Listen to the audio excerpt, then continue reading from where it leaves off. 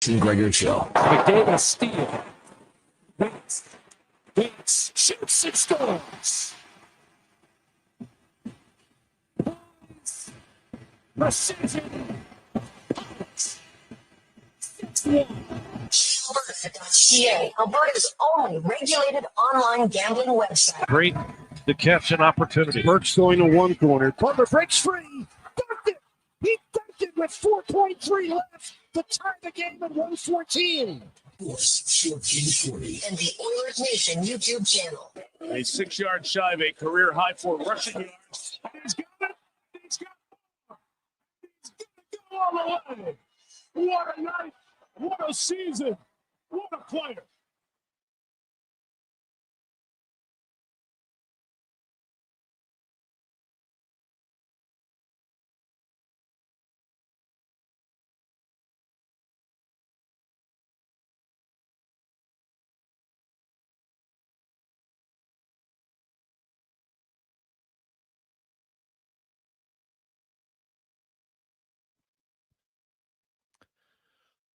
Well, a magnificent Monday afternoon. How are you? And welcome to the Jason Gregor Show on Sports 1440, Oilers Nation, YouTube and Facebook, and X, as always, presented by PlayAlberta.ca. Alberta's only regulated online gambling website where 100% of the revenue stays right here in the lovely province of Alberta at PlayAlberta.ca.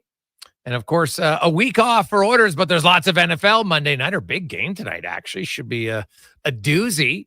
Connor Halley will be paying very close attention to his Chargers in action tonight. Also, a rare 11 games on the NHL docket tonight after only one game yesterday. The Oilers do not play again until Friday.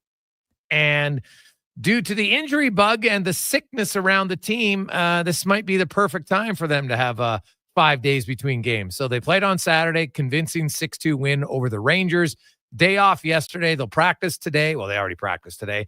Practice tomorrow, day off Wednesday, practice Thursday, and then they will fly to Utah to take on the Utah Hockey Club on Friday night. Then they're into Colorado on Saturday. And then they have one other road game, on that road trip. They'll be in Vegas on the 3rd. So they do have a few extra days between. So they'll play back-to-back. But then they have Sunday, Monday off. They play in Vegas. Then they come home. And after that, they are home for a stretch basically right until Christmas, except for one road game. So after this 3-game road trip, they have Columbus, St. Louis, Tampa at home, quick jaunt to Minnesota, then back home against Vegas, Florida, Boston, San Jose, and the Ottawa Senators. So 8 of 9 games in December from the 5th until the 22nd will be on home ice, where, you know what, they need to get a little bit better. We saw it on Saturday. The Rangers, it was their last game of a road trip, but the Rangers hadn't played any back-to-back games. So I don't know how tired they should have been.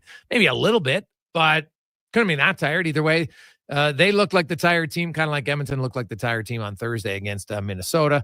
And just like that Minnesota game, the winning team won rather handily as Edmonton gave it to him 6-2. Connor McDavid, 2 goals and an assist. Leon Draisaitl with his league-leading 16th goal this season. Darnell Nurse scores shorthanded. Darnell Nurse tied for the most shorthanded goals amongst active defensemen currently in the National Hockey League.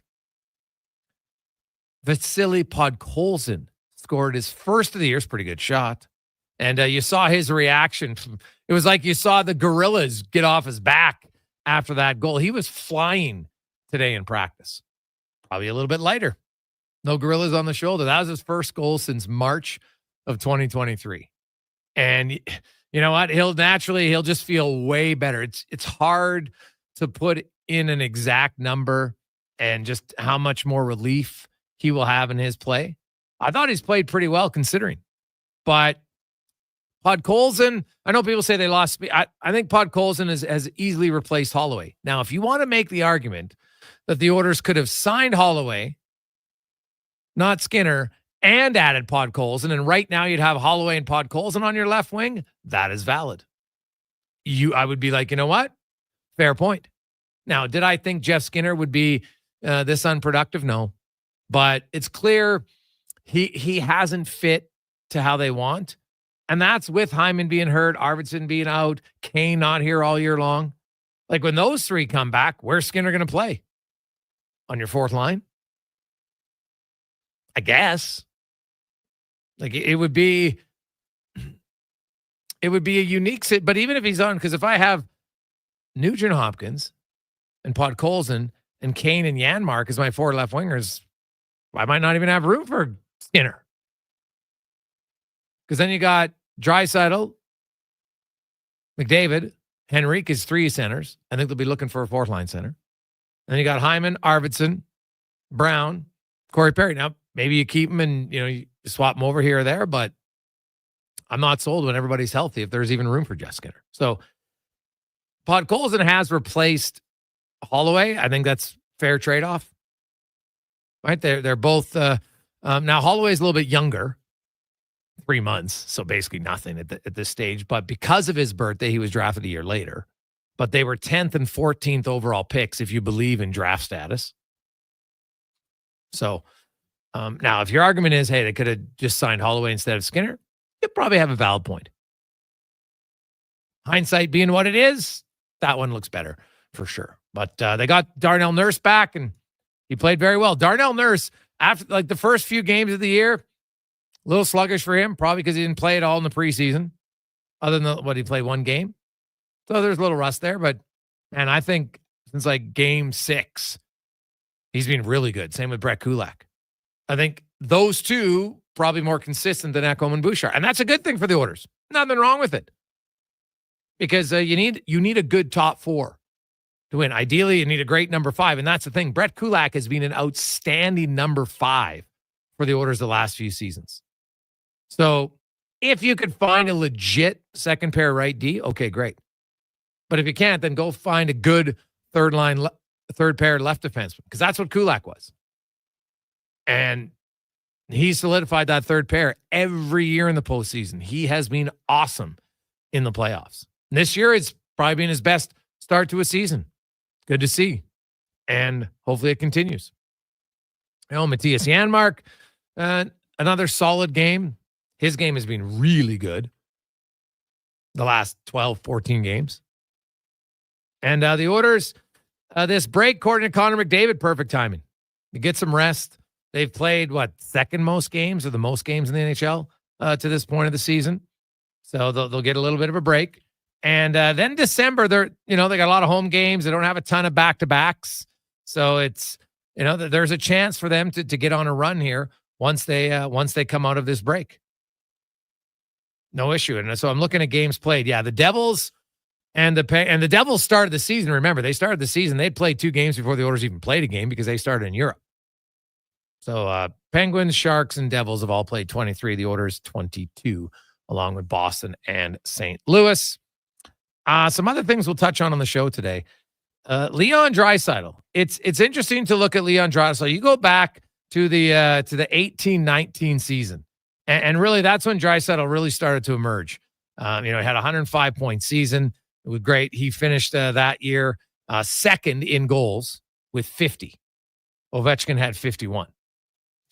Then, since then, so that's 19, 20, 21, 22, 23, 24, the last 6 years, Draisaitl has been, the first 5 of those, he was either first, second, or never first. Sorry, he was second to fourth every year. Now, last year, for his standards, in goals, it was down a little bit. And he finished, 14th, I think it was, 13th or 14th, and still had 41 goals. But now, this year, he's back where you expect, and he's really been killing it 5-on-5. He's been the best power play scorer for years in the NHL, and this year he only has 2. But he leads the NHL with 14 even-strength goals, and he's tied for 4th in 5-on-5 goals with 8. He's had a really good year. But it's not just offense for Draisaitl. You look at his defensive numbers. He has the best shot for percentage in the NHL 5-on-5. He is killing the opposition outshooting them, at even strength. 253 shots for, 144 shots against. That is the best shot against of any forward who plays over 100 minutes. Guy who's, had 8 shots to 1 and has played 20 minutes. We're not including them. Or guys who have regulars. Like Draisaitl's played 387 minutes of even strength hockey this year. So he's number 1. He's got the best shot for percentage in the National Hockey League. He's outscored the opponents 27 to 16, which very impressive. He's been on the ice for the 5th most goals for 5-on-5. Doesn't give up a ton. He's plus 10 just at even strength. He's had a really good year. And if you look back to last season in the Selke race, Austin Matthews, who led the NHL in goals, Sam Reinhart, who was second in the NHL in goals, those guys both finished top 4 in Selke voting. Because not only did they score a lot of goals, they didn't give up very much. They were, good goal for percentage, which is what Draisaitl has, 60%. Shots for percentage, 60%. Scoring chances, Draisaitl's there everywhere. He's had a really good year. He's been the Oilers' best player from start to finish in my eyes. And at the quarter mark of the season, Draisaitl is right in the mix for the Maurice Richard Trophy for most goals, and he would get consideration. No question in my mind when it comes to the Selke. I know that guys like Barkov, he's always up there, 100%. But Barkov, by his standards, has had an okay season. Not great, just okay. Reinhardt's still pretty good. But I'm telling you, Draisaitl, don't overlook it. Now, I asked Connor McDavid the 3 traits that he finds in opposing players defensively that are the hardest thing to penetrate. So you need size. Good skater, really good stick. And he said number 3, probably the most important. He goes, watch Draisaitl's stick. And now maybe it helps because he has the biggest paddle out there. But his positioning defensively. And if you actually go back and look at his numbers last year, 5-on-5, they're pretty solid. But this year, even better. So when you look at a lot of things, and then I had a real long conversation today with Connor, just, mic's off, we were just talking. And I was asking him about, so you have you could play you and Leon together. You guys dominate. They became the 9th duo in NHL history to be involved in 450 goals together. So whether one guy's scoring, one guy's assisting, 450, right? Or they're both assisting on the goal. Either way, 2 of the 3 points come from them. Or they only have the 2 points and they're both involved. 450. It's actually 451 now. Now, Gretzky and Curry are number 1.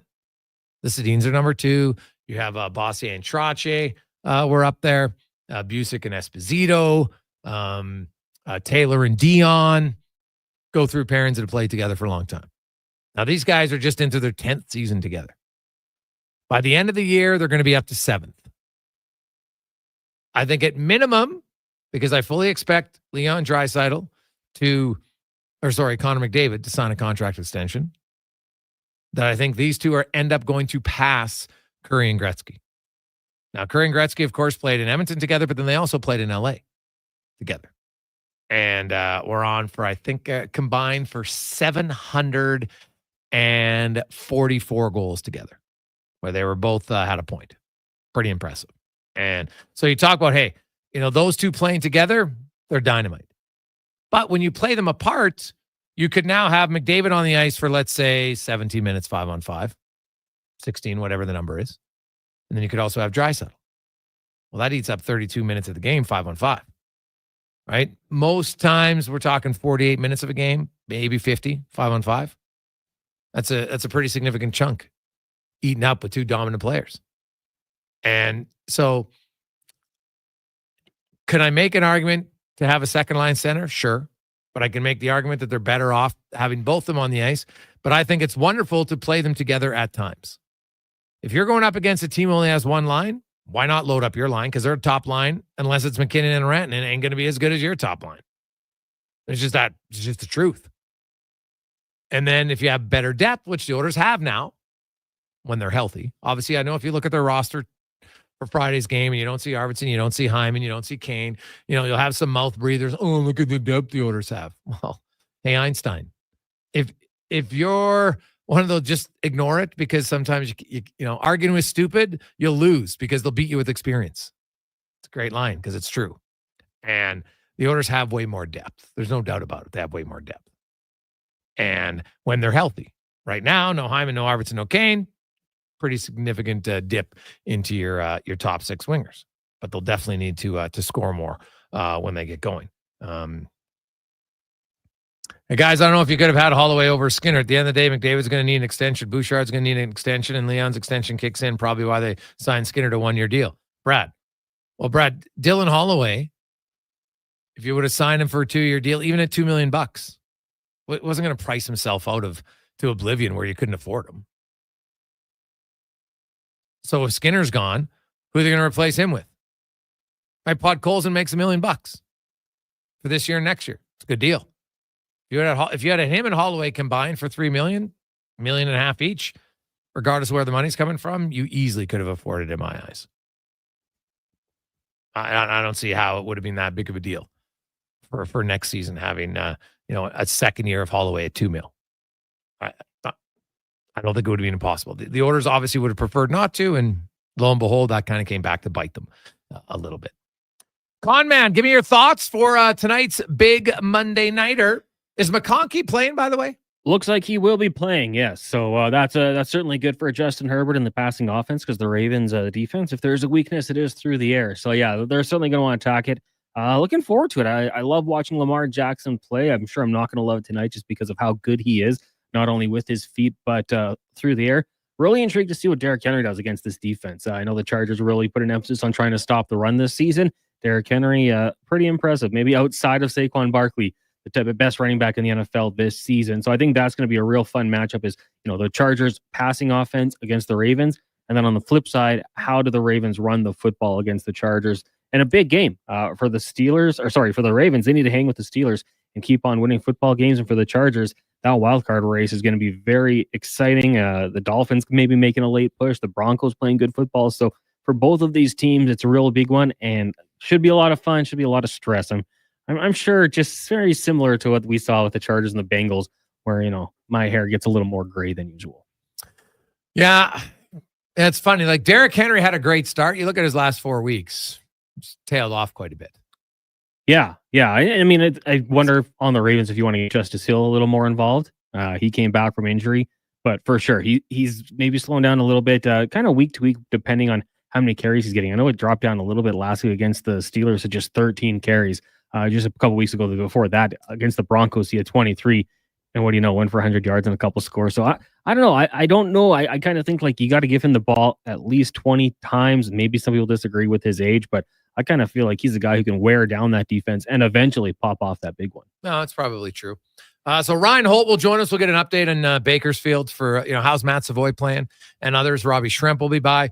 Cordell Woodland, we'll talk a little Monday nighter. We got Speck and Woodley for, of course, all our goaltending talk with Woodley in the 5 o'clock hour, the 2-minute warning with Tate. Also, a huge initiative. I think this is massive news for the local football community. It's coming up at 2:40. And Chris Morris, when he took over as president, said the one thing, hey, we want to regain trust. The organization has to be heavily involved in the community. It's not just about the 9 regular season home games, maybe a playoff home game, 1 preseason home game. It's about much more than that, and they were for the longest time. And this announcement today, I think, is putting your money where your mouth is from Chris Moore. So we'll talk to the gentleman involved in that. We got Tater and much, much more on a busy Monday edition of the Gregor Show, presented by PlayAlberta.ca. Wow. Get ready for a silly hockey fans. Your partner in power just skated onto the ice. EWEL.ca, the new e-commerce website for electrical wholesalers Edmonton, is ready for the Power Play 24/7 365. UL skates to where the puck will be in 5 years. Now that's forward thinking. Killer selection, slamming products from the best brands, and legendary service. Don't sit on the bench. Get your account today at ewell.ca and win that project. Plug into your partner in power. Get an EWEL.ca account today. Raise a smoothie to any friend you've had since 1999. That's a good friend. And Booster Juice was there, now celebrating 25 years in Canada and more than 450 locations from coast to coast. A silver anniversary splashed with lots of oranges.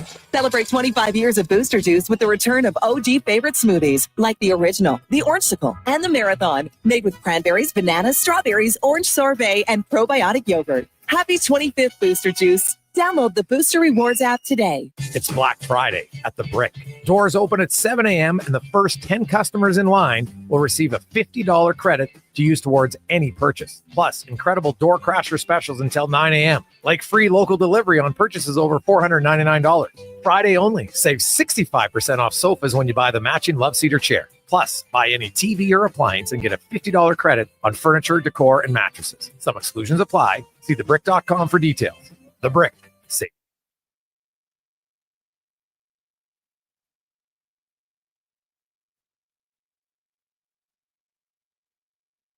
Now, it's a helicopter, and it's coming this way. It's flying something behind it. I can't quite make it out. It's a large banner, and it says, "Happy Thanks."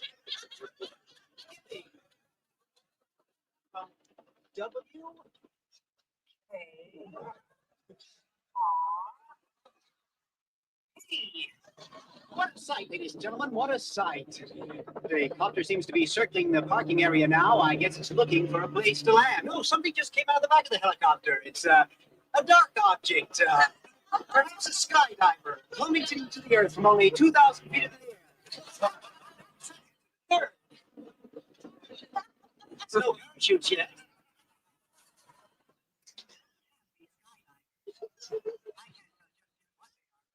Oh my God!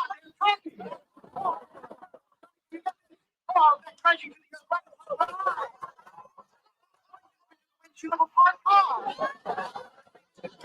He's running around pushing each other. Oh my goodness! Oh, the humanity! Oh, people are running about. The turkeys are hitting the ground like sacks of wet cement. I don't know how much longer the crowd is running for their lives. I think I'm going to step inside. I can't stand here and watch this any longer. No, I can't go in there.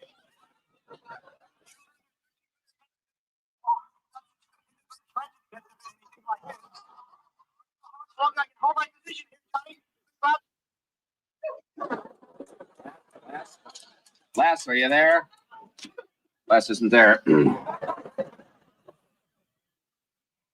Thanks for that on-the-spot report. You just tuned in. The Pinedale Shopping Mall has just been bombed with live film at 11.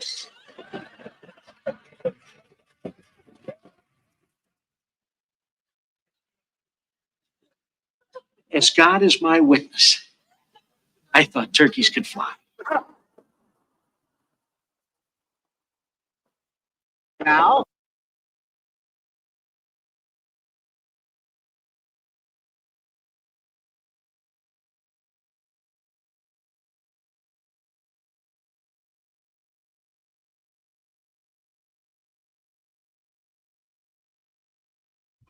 You get hop on here with Jason? Okay, we'll give him a second. Thanks a lot.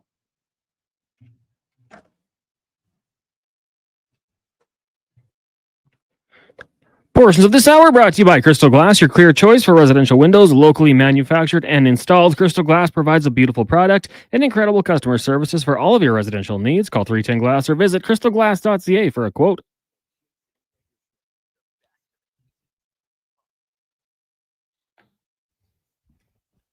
Presented by PlayAlberta.ca, Alberta's only regulated online gambling website.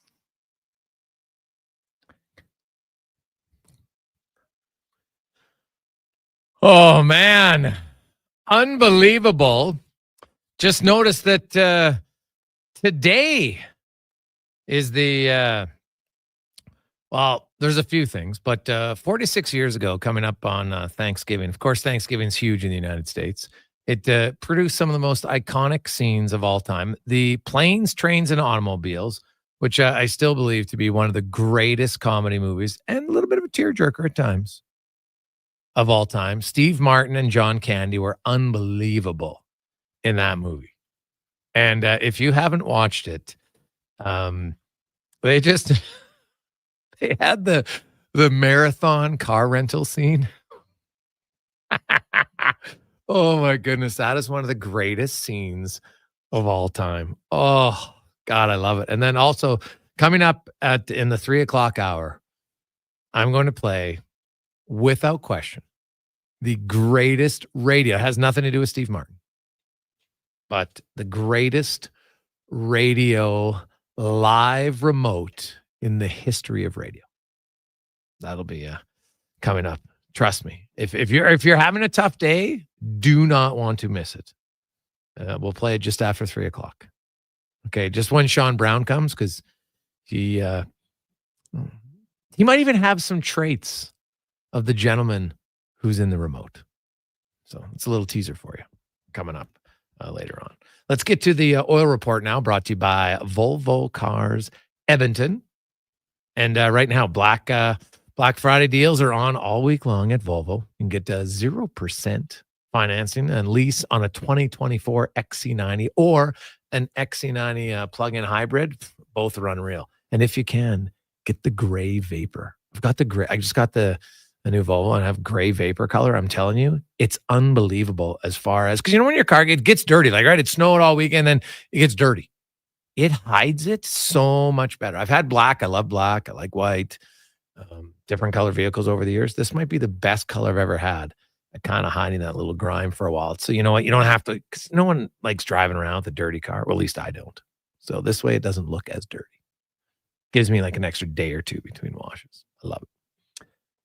That's VolvoCarsEdmonton.com as we welcome in the voice of the Bakersfield Condors, who likely will be sending up at least another forward, I would think, for their upcoming weekend set of games. Probably Drake Kajula again. We'll see. But Ryan Holt joins us. Holter, welcome back to the show, man. How you doing? I'm good. I had breakfast with Drake this morning, so he's at least here for the time being. Yeah. Well, the Oilers don't play till Friday, so he might just jump on a plane to meet him in Utah on Thursday. I could see it happening because the Oilers, Hyman and Arvidsson aren't going to be playing this weekend already, of course, and they only have 11 forwards as it goes. Now, Drake, he was up here in Edmonton the last few games, and just like he did the first time when he gets in, he gets noticed. Who's been the most noticeable players in your eyes the last few weeks for the Condors? Yeah, it's a great question. I think it's been, to be honest with you, I don't think anybody has played, I'll use the word outstanding. I think it's really been offense by committee. For the entirety of this Condors team. We brought in a guy, Daniel D'Amato from Henderson. He's been there the last 2-3 seasons. Didn't really get an opportunity there. He's a guy who over the last couple of weeks has really taken a step forward. He's in his 3rd, 4th year pro here.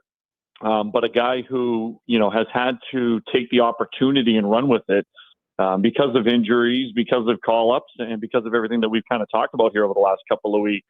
I think Savoy's been good. I think Philp's been good. I think, you're getting the standard play out of Seth Griffith and, Drake Kajula when he's been here up front. But goals have been tough to come by for this Condors team. There's no doubt about that. Yeah. In the bottom 6-7 in goals per game.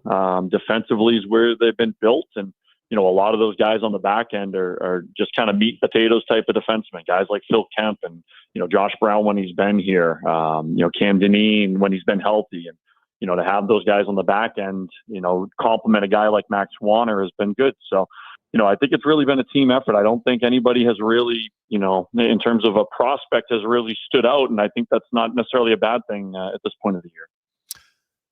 So look, I guess, can you update us on Berglund? So Berglund I just got more video on it. It was a little nastier than I thought it actually was. It ended up being a cross check kind of to the mouth. I haven't got an update on him, but I know that he left the game after it and got treatment. But I unfortunately I don't have an update for you on it. Okay. But yeah, I saw the one replay of it, and I was like, what do they have that big of a rivalry? Just, I don't know, maybe it's just coincidence, but man, they always seem to get a lot of guys hurt playing the Eagles. Colorado, for whatever reason, it's two teams that are kind of built in the same mold, right? Like you have two NHL teams that are going for it. They're in the window. They've traded a lot of picks. They've made a lot of moves at the NHL level to win a Stanley Cup, and both AHL teams are kind of built the same way, kind of more on the veteran side. You get some of those, third or fourth year prospects that, didn't get an opportunity in another organization, and you kind of piece it all together. So, it's been a nice little rivalry. We've actually gone 500 against them for the last, 5-6 years. And Friday night was the first ever time we played overtime with them. So it just kind of shows you how tight it's been between the two teams. There's always lots of interest for our Edmonton audience about Matt Savoy. And, because, hey, a former 9th overall pick comes over in the trade for Ryan McLeod. He turned 20, and it's really like his first full season of playing pro hockey. I always try to remind people that the AHL is a tough league, especially when you're a 20-year-old. I've seen lots of 20-year-olds kind of struggle, but, he's got 10 points in 16 games. You mentioned they're not an overly offensive-minded team. How has Matt played? And I know he's played wing and center. Has he looked more comfortable at either one?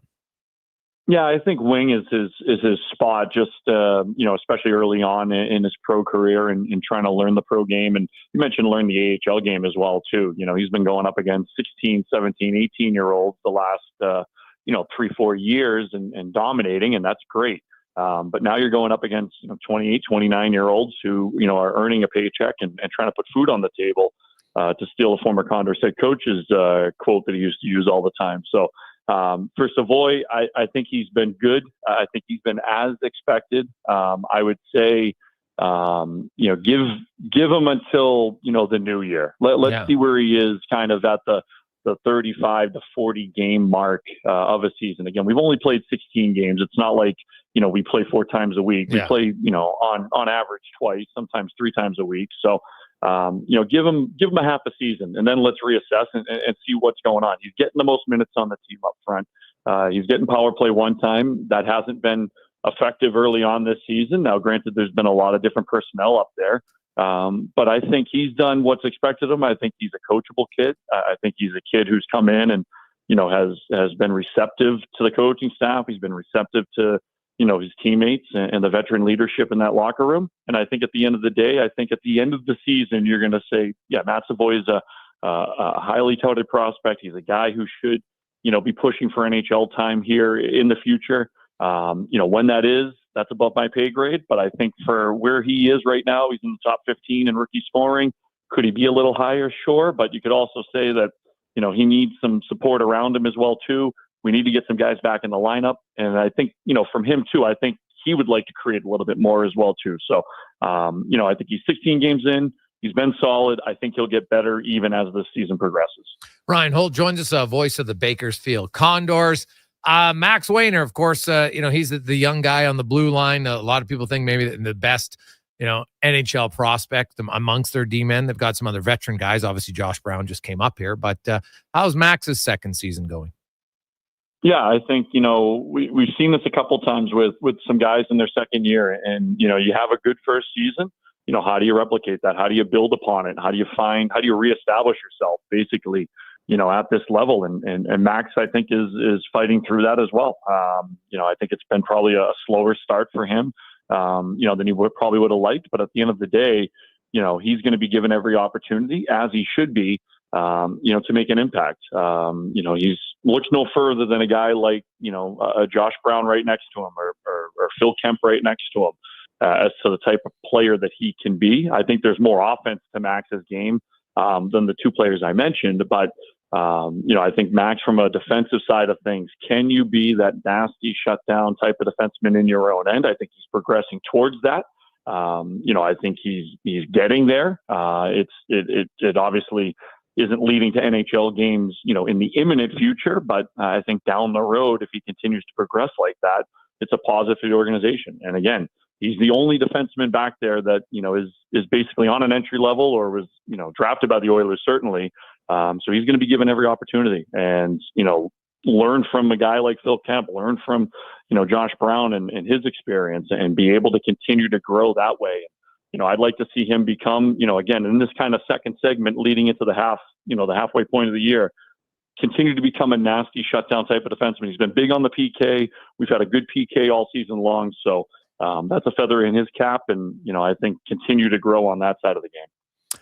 What about, young goaltender Olivier Rodrigue, and not that young anymore, but this is kind of the first year where he's going to carry the bulk of the load. How's he handling it? Yeah, he's still young to me. Ollie's a guy who, has done everything that's been asked of him. Over the years, he's 24 years old. It feels like he's been here longer, because he had the COVID season. He was drafted. Obviously, his dad was the goaltending coach in the organization. So, he's been around this organization for a number of years, even prior to his junior days. And, again, what you're getting out of Ollie each and every start, each and every game. He has a .926 save percentage. He kept us in the game yesterday. They gave him all 3 starts here this week. Didn't have a great start against Abbotsford. I don't think the team played exceptionally well in front of them on Tuesday. Came back and really stole the show on Friday night, and then kept us in the game, and gave us a chance to win on Sunday. And then we ran into some power play trouble on Sunday. So, a .926 save percentage at the AHL level is about 7th or 8th in the league, which is where he's been the last 2-3 seasons. He's gotten 9 starts so far. I would expect him to, kind of be on that, above median, type of start load. Okay. A guy who, if both goaltenders are here for 72 games, I would expect Ollie to kind of be in that, high 40s, maybe low 50s type of start, just based off what we've seen here over the first 16, and fully capable of handling that. I think he's proven it at all levels, not only in junior and the ECHL, as a backup in the AHL, and now as, the 1 to 1A here in the American Hockey League this season. Ryan Holt joins us. Ryan, Noah Philp had a good start, came up to Edmonton for a few games, did not look out of place at all. Now back in Bakersfield. Now, if he comes to Edmonton, obviously he's going to be good in faceoffs, penalty killer. The offense is a nice chip. He's got 5 goals in 13 games, 8 points. He's a plus player. But when you look at because if he comes to Edmonton, he's going to start in the bottom 6. So how's his penalty killing? How's his faceoffs? How's his defensive play? Yeah, I think both are good. And again, like you mentioned, that's his bread and butter, right? That's where he started, 2 seasons ago for us, and that's how he earned his ice time. That's how he got more ice time, was killing penalties. And now, just through osmosis and just through the lack of forwards up front, he's been in kind of that 1C role for the majority of the season, which he probably should be anyways, right? Like, that's what you want. You want a second-year guy. I know he's a little older, but a guy who, if you're on the cusp, you're 1C, you're going to get some power play time, even if that isn't even a question when you get to the NHL level. So I think he's doing what's asked of him on that side of the defensive side of the puck, on being a good centerman. Yes, the offense is nice, and we need it here at this level because, like I mentioned, there isn't an exceptionally deep offensive talented pool up front. So, he's going to have to chip in offensively. He's got a great shot. He had 2 goals the other night in San Diego, and the second one was it's quick off the stick. Is the best way to describe it. He's got a great release, and I think he can continue to grow as well too. And I'd like to see, and again, like a game on Sunday against Colorado, I'd like to see a guy like Philp and Savoy maybe take that game over a little bit. It's a 2-2 game in the third period. Let's go find a goal. That didn't happen, but these are learning opportunities here for younger players here early on in the season.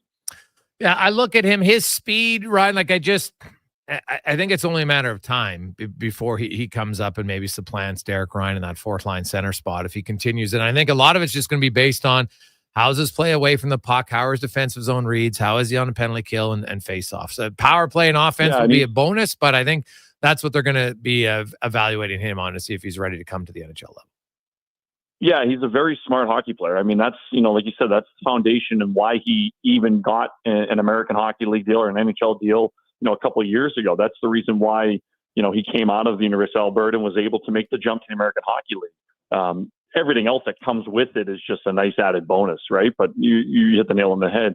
He has, a toolbox right now that would fit that kind of depth role at an NHL level with his skating ability, with his size, with his, ability to win faceoffs, his penalty killing. So you're absolutely bang on. One last one for you. Looking at the upcoming schedule and everything else, what about health-wise? Because I know the organization, even at the ECHL level, has been pretty banged up. Do you have any bodies that are coming back? Yeah, it looks like Lane Peterson should be back this week. Okay. And then from what I'm hearing, Hamlin and Yarventi, or at least Hamlin, is still a couple of weeks, but maybe in that December time frame. And same thing kind of with Yarventi. So, like I said, that's 3 guys up front that we could desperately use in this lineup right now to, one, create some competition, but also, those are 3 big pieces, right? Like that's Hamlin, a 20 goal scorer at this level. That's Peterson, a 25, 30 goal scorer at this level. We need to inject some offense into this lineup up front, and having guys like that would definitely be a help. So, I think Lane Peterson, he might even be back tomorrow. So, that's a positive for the team. He's been skating the last week or so. So, getting him back in is big, and we'll see about the other 2 here down the road. Awesome stuff, Ryan. Appreciate it, man. Have a good call tomorrow. Thanks, Jason. Appreciate it. Take care. There you go. That's Ryan Holt joining us from Bakersfield. Get you a little update on the farm. I know there's some people last week, hey, they got to call up Matt Savoy. And I'm like, well, why? Well, because he's their best prospect. That doesn't mean he's NHL ready. Don't rush him. Let him stay down there. Let him build his confidence. He's playing. He's going to come up here, play a 4th line? What the hell would that do for him? Nothing. He's playing the most minutes of any forward in the American League, as he should all season long. I honestly don't believe Matt Savoy is an option in Edmonton this season, and there's nothing wrong with it. Next year, he'll come to camp, and I think he'll have an opportunity to push for the team. And even then, he might not start here. Remember Leon Draisaitl? He started his 2nd year because technically came up as a 19-year-old. He started his next year in the minors, then got called up and crushed it. Now, I'm not saying Matt Savoy's going to be Leon Draisaitl, but the advantage Matt Savoy has is he's an offensive-minded player who can play wing. And if you think the game and he gets a little bit stronger, because he's still only 20, in the future, he could be a winger to play alongside McDavid or Draisaitl. And that would be huge. He's never going to be a center in the NHL for the Oilers anyway, right? Not in an offensive role, not when they got 29 and 97. So you're a skilled guy. Learn to play the wing, baby. Get decent on the wall, so then you can play the wing in the offensive zone with those 2. That has to be the goal for Savoy, and I expect him to use him that way this year. We'll come back. Big announcement today for the local football community. We'll tell you what it is next on the Gregor Show, presented by PlayAlberta.ca. You can also text us in our email inbox, 833-401-1440. Bringing every project to life requires the right team. By joining the Japa Machinery Group service or sales teams, you can be part of setting a new industry standard. Celebrating a legacy of excellence with Japa. Learn more at japamachinery.com. Day or night, tasting just so right. You can order oodle noodle at oodlenoodle.ca, delivering you the news almost right away. Remember, you can order oodle noodle at oodlenoodle.ca. So stay on your couch all day and order oodlenoodle.ca. Oodle noodle. You got a go-to coffee spot, a trusted barber, even a lucky game day jersey.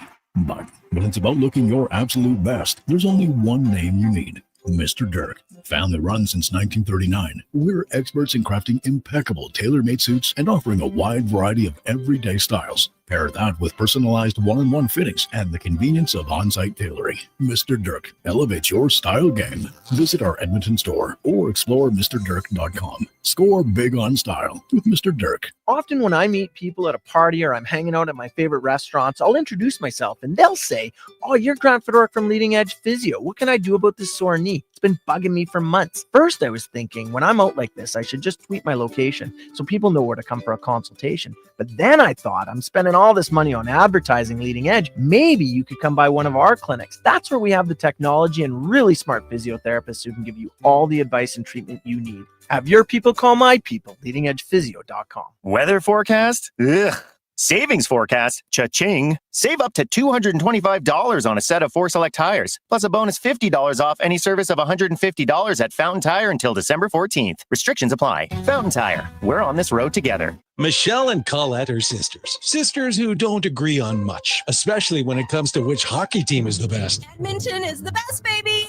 Vancouver's #1. Even when it comes to meat snacks from Wilhawks. I love the Harris Schwiener. The ham sausage rules. But they will agree. Wilhawk beef jerky is the best. Yes! It might just be the only thing Alberta hockey fans can agree on. Others can try to imitate, but no one can duplicate Wilhauk beef jerky. Only available in Leduc. Get yours today, because you don't win friends with salad. I'm Colin Livingston, president of Cantork. Since 2016, we've been at the forefront of hydraulic torque wrenches in Canada. I'm delighted to share our latest venture, in-house production for quicker turnaround, superior quality, and heightened versatility. Experience excellence at cantork.com.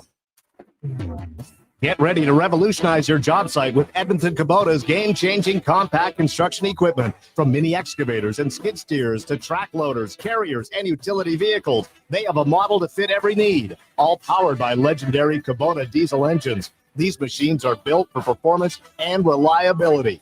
Transform your work with Edmonton Kubota's top-of-the-line compact equipment.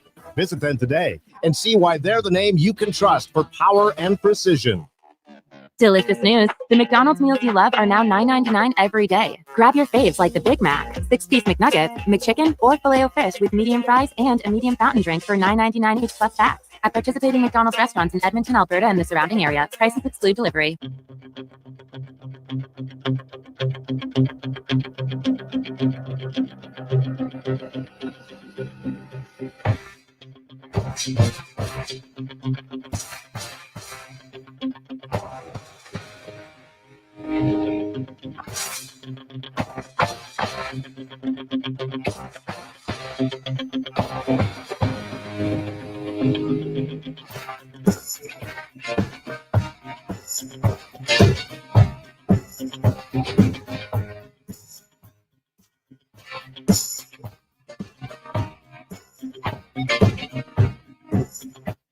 Portions of this hour brought to you by Cantork. We offer sale, rental, repair, and calibration of hydraulic, pneumatic, and battery-powered torque wrenches, stud tensioners, and flange maintenance equipment. Order today at cantork.com. From puck drop to kickoff, it's the Jason Gregor Show on Sports 1440. Presented by PlayAlberta.ca, Alberta's only regulated online gambling website.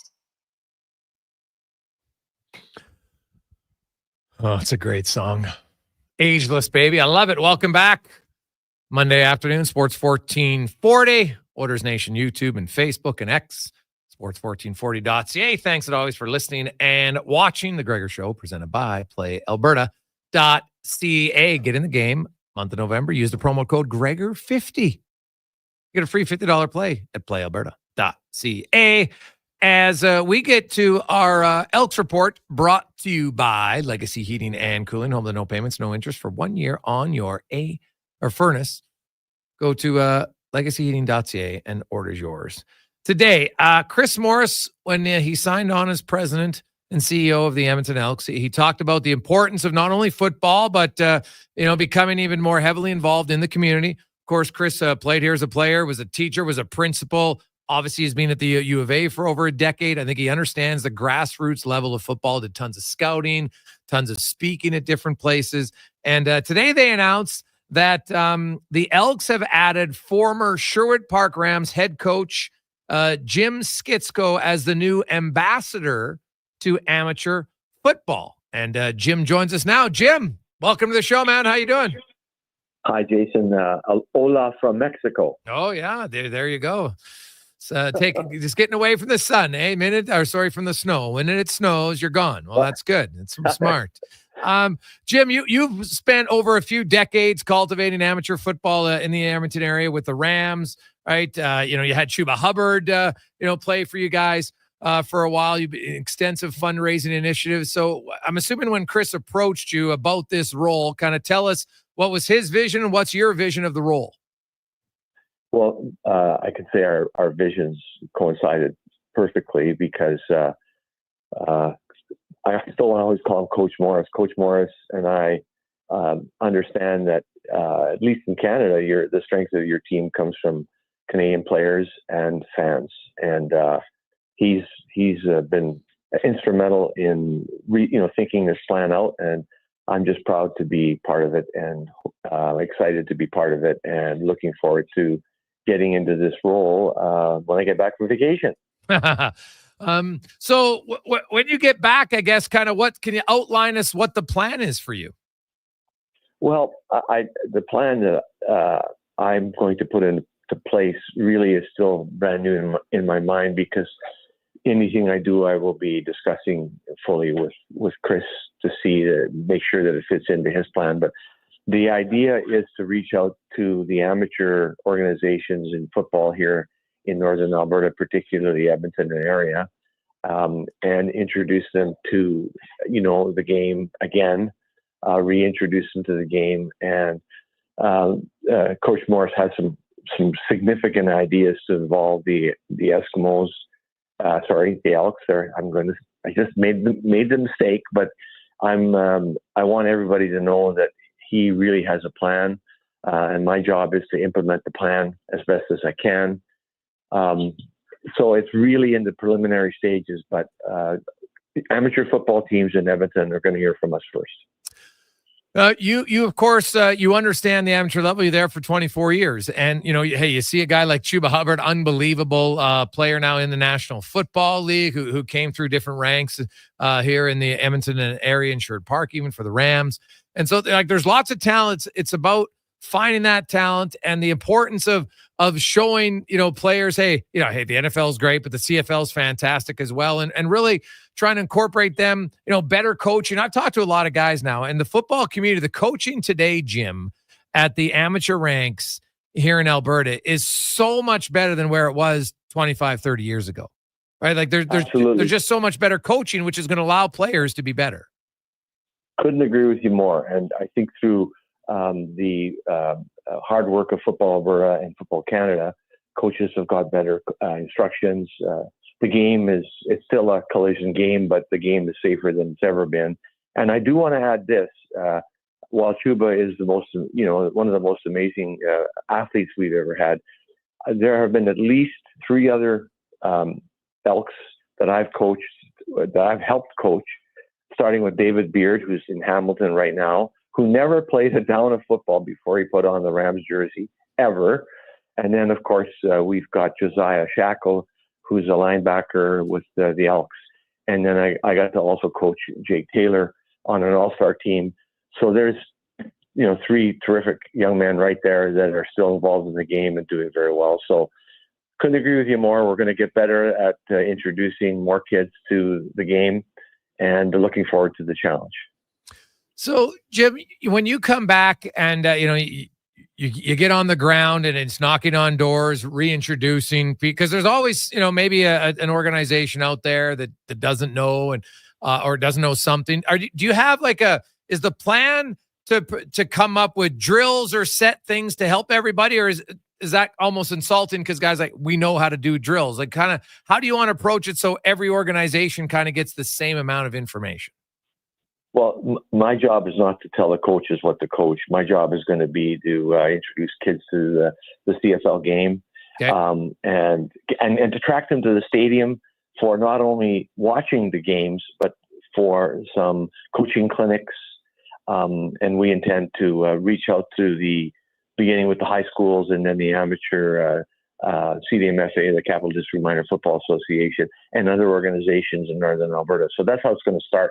But honestly, Jason, I'd love to answer a lot of the hows we're going to do this, but I just said yes to Coach Morris on Friday, so I'm still going to be learning the gig here. Okay, no, and that's fair. I appreciate it. So it's something that came up. Now, when he approached you, what enticed you or what interested you about taking this role?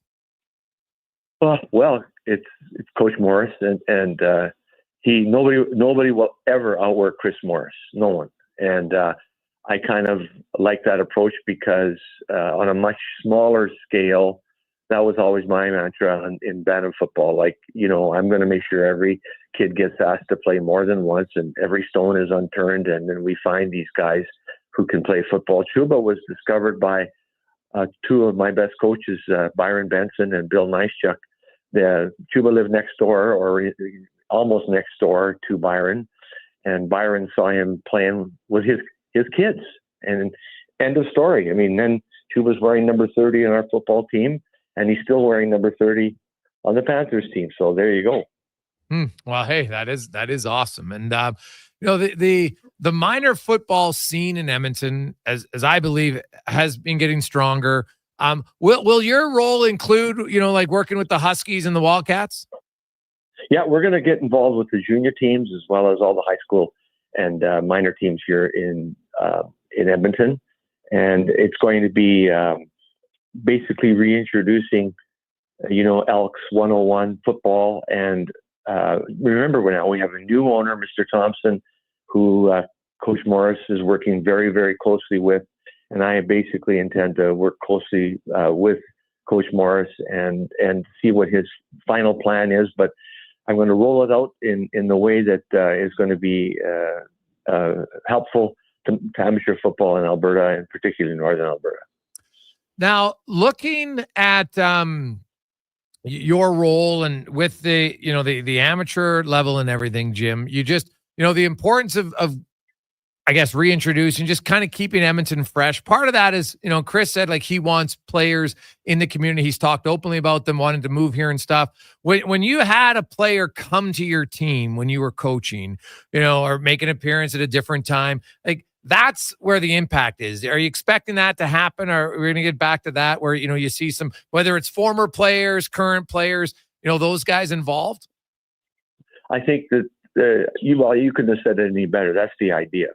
The idea is to get more football players, more Edmonton professional football players staying here over the season, making themselves available to these team events, making themselves available in the locker rooms of minor football kids and high school coaches, teams, so that they get to know these young men and know that they're good athletes, they're highly trained athletes, and they want to perform as best as they can on the field.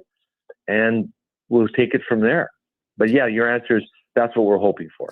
And Jim, if any team wants to get a hold of you so they can be part of it, or you reaching out to them, if somebody wants to reach out, how can they do it?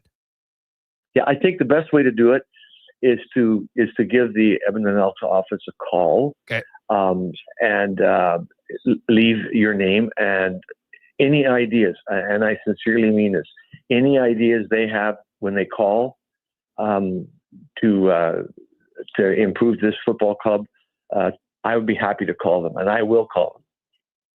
Well, Jim, congratulations on the new gig. I think it's a very important one as the ambassador for amateur football with the Elks in the community. And I know from ownership on down, they're all about the community, and I think that matters. So best of luck. Oh, well, thank you so much. And as usual, you are right on the spot, the first guy to cover this kind of a story, and I'm proud to be part of the organization and part of this good, strong effort to move the club forward into the 21st century. And thank you for this, Jason. Really appreciate it. You betcha, Jim. We'll talk again soon. That is Jim Skitsko. He is the new ambassador, community ambassador for the Edmonton Elks, heavily involved in amateur football. I think this is very important. It's a big deal.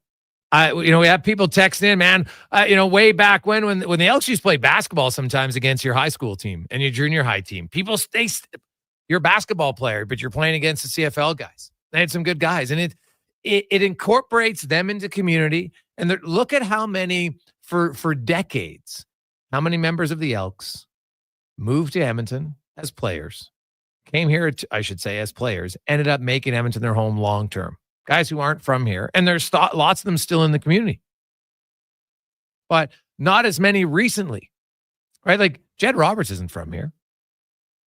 Gizmo Williams, Willie Pless, Larry Rock, Danny Bass, right? Ed Hervey's back. Chris Morris came from Toronto. He's not from here. Then you go down the list. There's Mookie Mitchell, and keep going on. There's hundreds of them, and it's important. And I think there's a few guys on the current team that live here now year round. And that's great, but they probably want to double that within the next few years. And the one thing, I know a lot of those guys, you end up, there's lots of companies that will hire them. That's just a fact.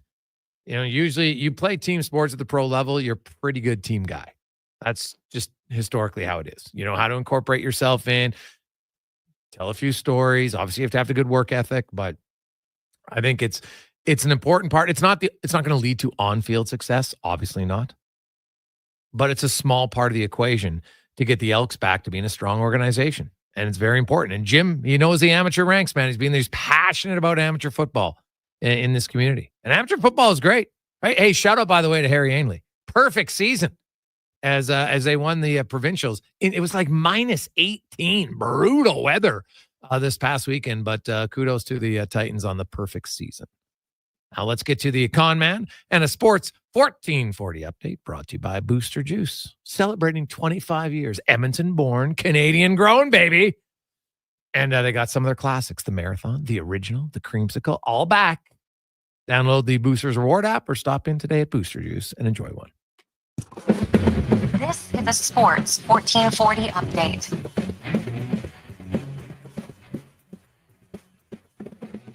United in the NHL, you got the Lightning taking on the Avalanche, Caps in Florida battling the Panthers, Preds up against the Devils, Rangers host the Blues, Golden Knights take on the Flyers, Flames in Ottawa, Islanders, Red Wings, and the Jets taking on the Wild. Week 12 in the NFL wraps up tonight with the Chargers hosting the Ravens. Kickoff in this one, 6:15 from SoFi Stadium. And in the association, the Raptors in Detroit taking on the Pistons, Hornets host the Magic, Pelicans take on the Pacers, Celtics, Clippers. Kristaps Porzingis will make his season debut for Boston in that one. The Nuggets taking on the Knicks, Nets in the Bay Area taking on the Warriors, and the Kings hosting the Thunder. Then the Pittsburgh Penguins acquire forward Philp Tomasino from the Nashville Preds in exchange for a fourth-round pick in 2027. Tomasino, 23, appeared in 11 games this season with Nashville, recording 1 assist, averaging just over 11 minutes of ice time. Coming up in hour 2 of the Jason Gregor Show, we'll be joined by our co-host and former NHLer Sean Brown, plus former Oilers first-round pick Rob Schremp. I'm Connor Halley. This has been a Sports 1440 update. Sports 1440, a Stingray radio station broadcasting on Treaty 6 territory. Download the free iHeartRadio app and listen to CKJR wherever you go. The job isn't done until the last load is hauled, and having a semi-trailer out of commission is not an option. Whether replacing or adding to your convoy, Edmonton Trailer has a huge inventory of new and used semi-trailers, trusted by the gravel, logging, oil field, fluids, and freight industries. Find a trailer right for you online or at one of their 3 locations. For sales, service, parts, rental, and finance, when you're in it for the long haul, Edmonton Trailer.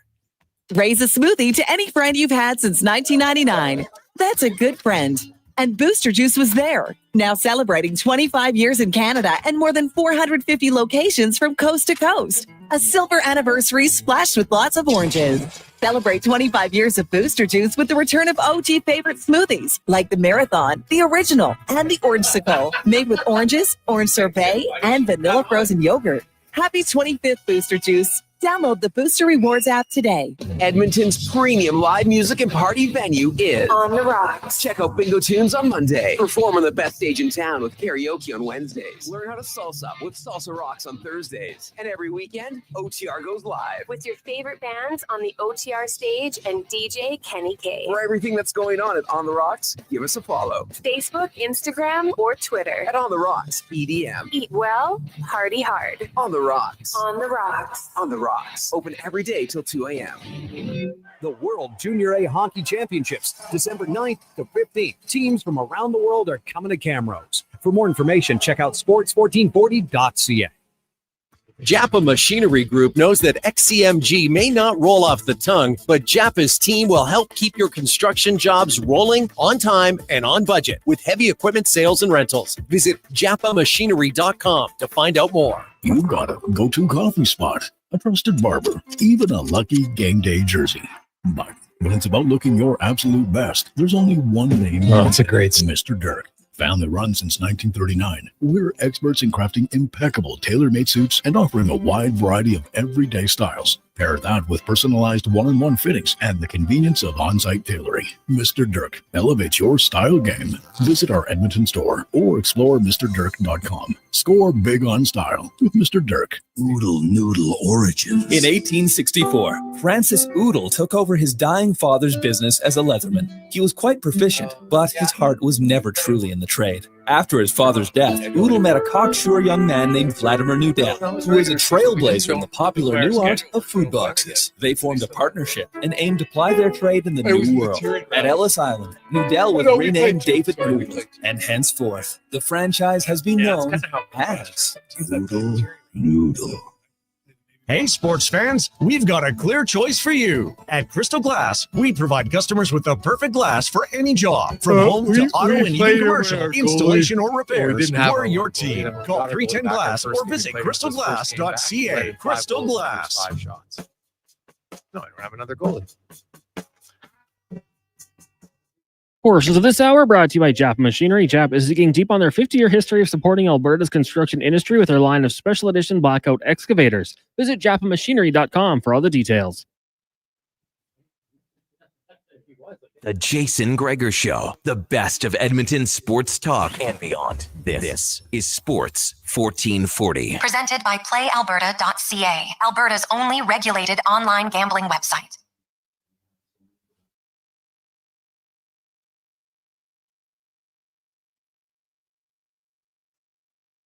Just after 3 o'clock. Welcome back. Jason Gregor Show, Sports 1440, Oilers Nation, YouTube and Facebook, and X Sports1440.ca. As always, big shout out to PlayAlberta.ca. Get in the game, boys and girls. If you're hesitant, try your luck. You can use the promo code Gregor50 and get a free $50 play at PlayAlberta.ca. Week off, really, until Friday for the Edmonton Oilers, but there's lots of other action, including 11 games on the sked tonight. Teams in the Pacific Division, of course, the Calgary Flames are on the road in Ottawa. The Senators have lost 4 straight. They're reeling, trying to get back on track. And then you have the Ducks hosting the Kraken, and the Kings are taking on the Sharks later on tonight. So those are Pacific Division games. Busy Monday. I think they're the most Monday games all season, with 11 tonight after a rare one game Sunday, which doesn't happen very often. We welcome to the studio. That might be the best look I've ever seen from former NHLer. Our regular Monday co-host, Sean Brown, with the Hartford Whalers toque. Nice. I like it. Great. I've got lots of compliments on it. Well, how could you not? Yeah, this is actually kind of nice to have. This is the benefit of having a young teenage son, where I can kind of dip into. Oh, that's his collection. Oh, okay. It's ours. Oh. Yeah, he's not. Yeah, so I always try to. We got lots of hats, lots of toques. But yeah, it's always nice to have a nice retro whale. They got the nice colors. Oh, but nice the logo. Whalers, it's the greatest logo in NHL history, honestly. I don't know if it's the greatest logo. Well, it's what's up better? there. There's all those old ones, right? No. The Quebec Nordiques, any old logo that brings us back. The Nordiques is good, but it's not like if you put the Nordiques logo. What does the Nordiques logo even look like? Well, it's Yeah, not exactly. You can't describe it in 2 seconds. It's not that good. When the whale, you're like WH, boom, the whale tail. It's right there.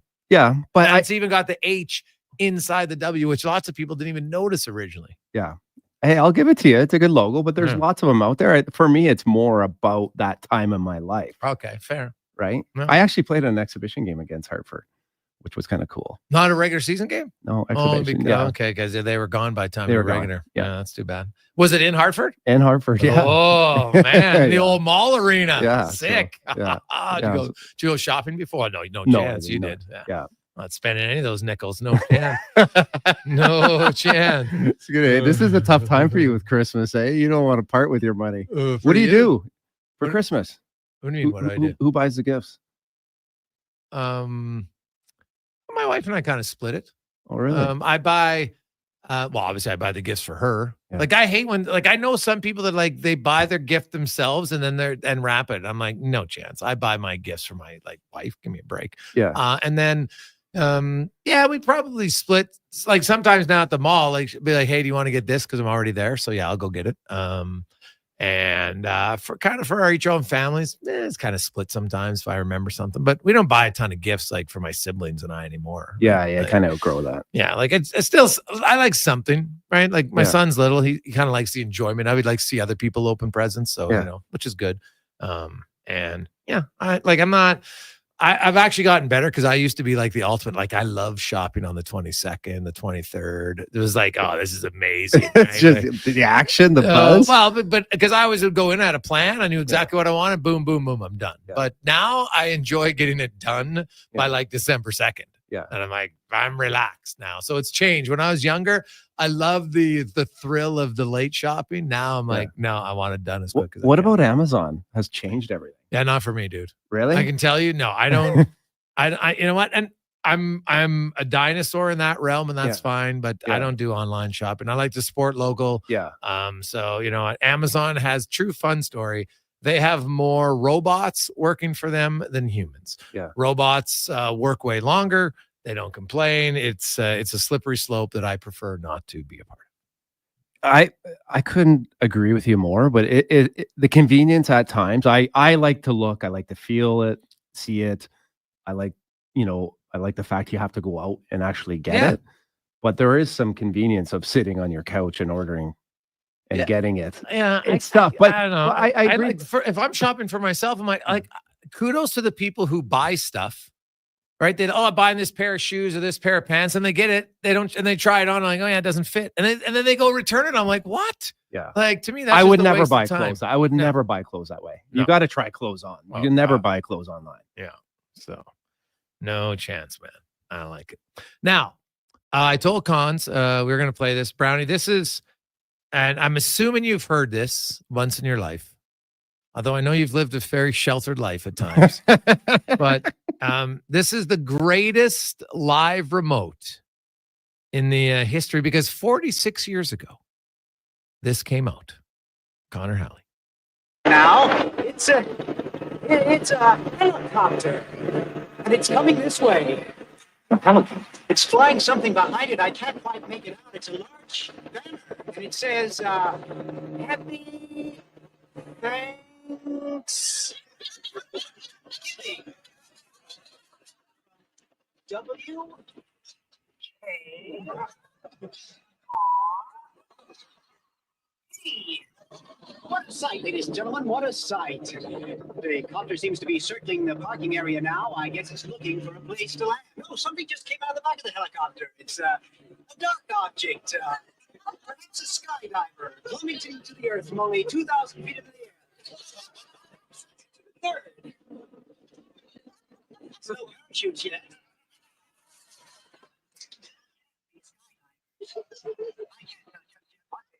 Oh my God!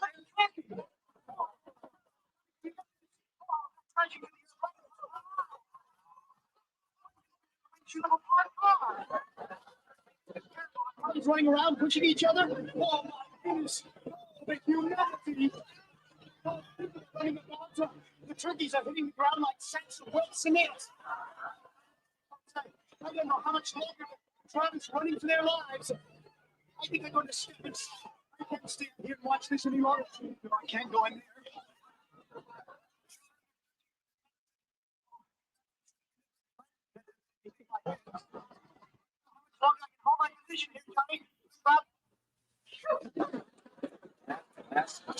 Les, are you there? Les isn't there. Thanks for that on-the-spot report, Les. You just tuned in. The Pinedale Shopping Mall has just been bombed with film at 11. As God is my witness, I thought turkeys could fly. Unbelievable, man. WKRP in Cincinnati, for anybody who's never seen that show, had some of the most iconic scenes ever. Like, remember when Les was the outfielder and he never played baseball, and he had all these memories of his mom playing the violin, and you just heard like the violin noise, and then he catches the ball. Not to mention Lonnie Anderson is the pitcher. But, oh, my God, there's so many classic scenes. So they're dropping like bags of wet cement. So what is this? This came in when? That was Thanksgiving. Oh, like what, how many years ago? I knew it. You hadn't seen it. There's not a chance I've seen that. I'm getting text right now from people being like, what is this? Apparently, there's a few other people I know. From too. WKRP in Cincinnati. Okay. And that was Les Nessman. They're a radio station. Okay. And he was doing a live remote, right? So they were trying to promote their own station. They were supposed to be doing, but they didn't really know exactly what it was. They're flying the banner over because Thanksgiving in the States is arguably bigger than Christmas, right? It's huge. Man, well, you live there, you know. And so then there's Les doing the live on remote describing it, but they didn't know. And that was their owner at the end. He's like, God is my witness. I thought turkeys could fly. He thought he'd be throwing out turkeys out of this plane, thinking that they would land and everyone would be excited because they had a turkey. I can't believe you haven't seen it. Have you never seen WKRP? No, I've never You've seen never that. even heard of it? Never. I've never. I got to bring. Like, not even the whole show? Nothing. No. Is it a movie? Is it a show? No, it's a or TV show. TV show? No. Oh, my goodness. No. I grew up with the Cosby. Jeez. That is stunning to me. Really? There's no one I know. Cons, do you know a WKRP in Cincinnati? Yeah. Yeah. But I mean, I work in radio. I mean, I don't think you go a year without someone referencing said clip. Yeah. Low Tide I worked with for a long time. So Oh, I heard about it a lot. lots of But other You know what? That clip actually did remind me Yeah. of Low Tide. I thought, is this like One of his Super favorites. Dave or something like that? Because True. Yeah. Low Tide's kind of like the owner. WKRP. Yeah. Similar personality. I remember he went on a rant about Super Dave, which I thought was because I have seen Super Dave, Okay, and he well, must have that's- went on for 15 minutes, and I was so dialed in on his conversation about Super Dave, and it was the way he was talking about it, and I just thought it was so funny because I forgot about it. I forgot about Super Dave, right? And that's one of the old classic, Like, so you never heard of Johnny Fever? No. Oh my god, buddy, you might have to after this show, you might have to just go up and watch a few episodes. Venus Flytrap. Oh my god, Jennifer. How's young Lonnie Anderson? Oh, See, I grew up with any one TV. red-blooded man at that point had a crush on her. Really? So I had one TV, and I wasn't going to win the remote battle for that. Having two older brothers. Oh yeah, because It you wasn't gonna kind of like Struddy. I can't believe in all your hockey circles because Struddy dressed like Struddy is kind of Herb Tarlick as a dresser. Okay. Right? Not very good. Right? He doesn't have the personality of Herb. Herb is a little bit of a perv. Struddy's not that guy. Yeah. But kind of dressed a little bit like Herb for sure. Really? So yeah, I can't believe that You don't like Struddy's style? What is his style? Well, it's gotten better now. We got him. Hooked him up with Sterling, a little bit of Dirk, so that helped him. He kind of, he's upgraded his sweater wardrobe. But let's be honest, Henrik Lundqvist said worst dressed teammate he ever played with, Jason Strud. Well, that guy obviously might be the best. That I know, guy's but up on the still, cutting edge. yeah, but It'd be hard to compare. You could say the other guys are okay, but Yeah. when you're given when you're given the moniker of Yeah. worst dress, Yeah. it's kind of like being the best dressed. You've got the Yeah. best dress. Everyone's like, okay, that guy stands out. Was it just lack of effort? It's a good. No, I think it was just lack of Just- understanding. Yeah. It could be worse. It was so awesome. So awesome. That Struddy was rattled when that came out. It's so funny. God, we gave it to him.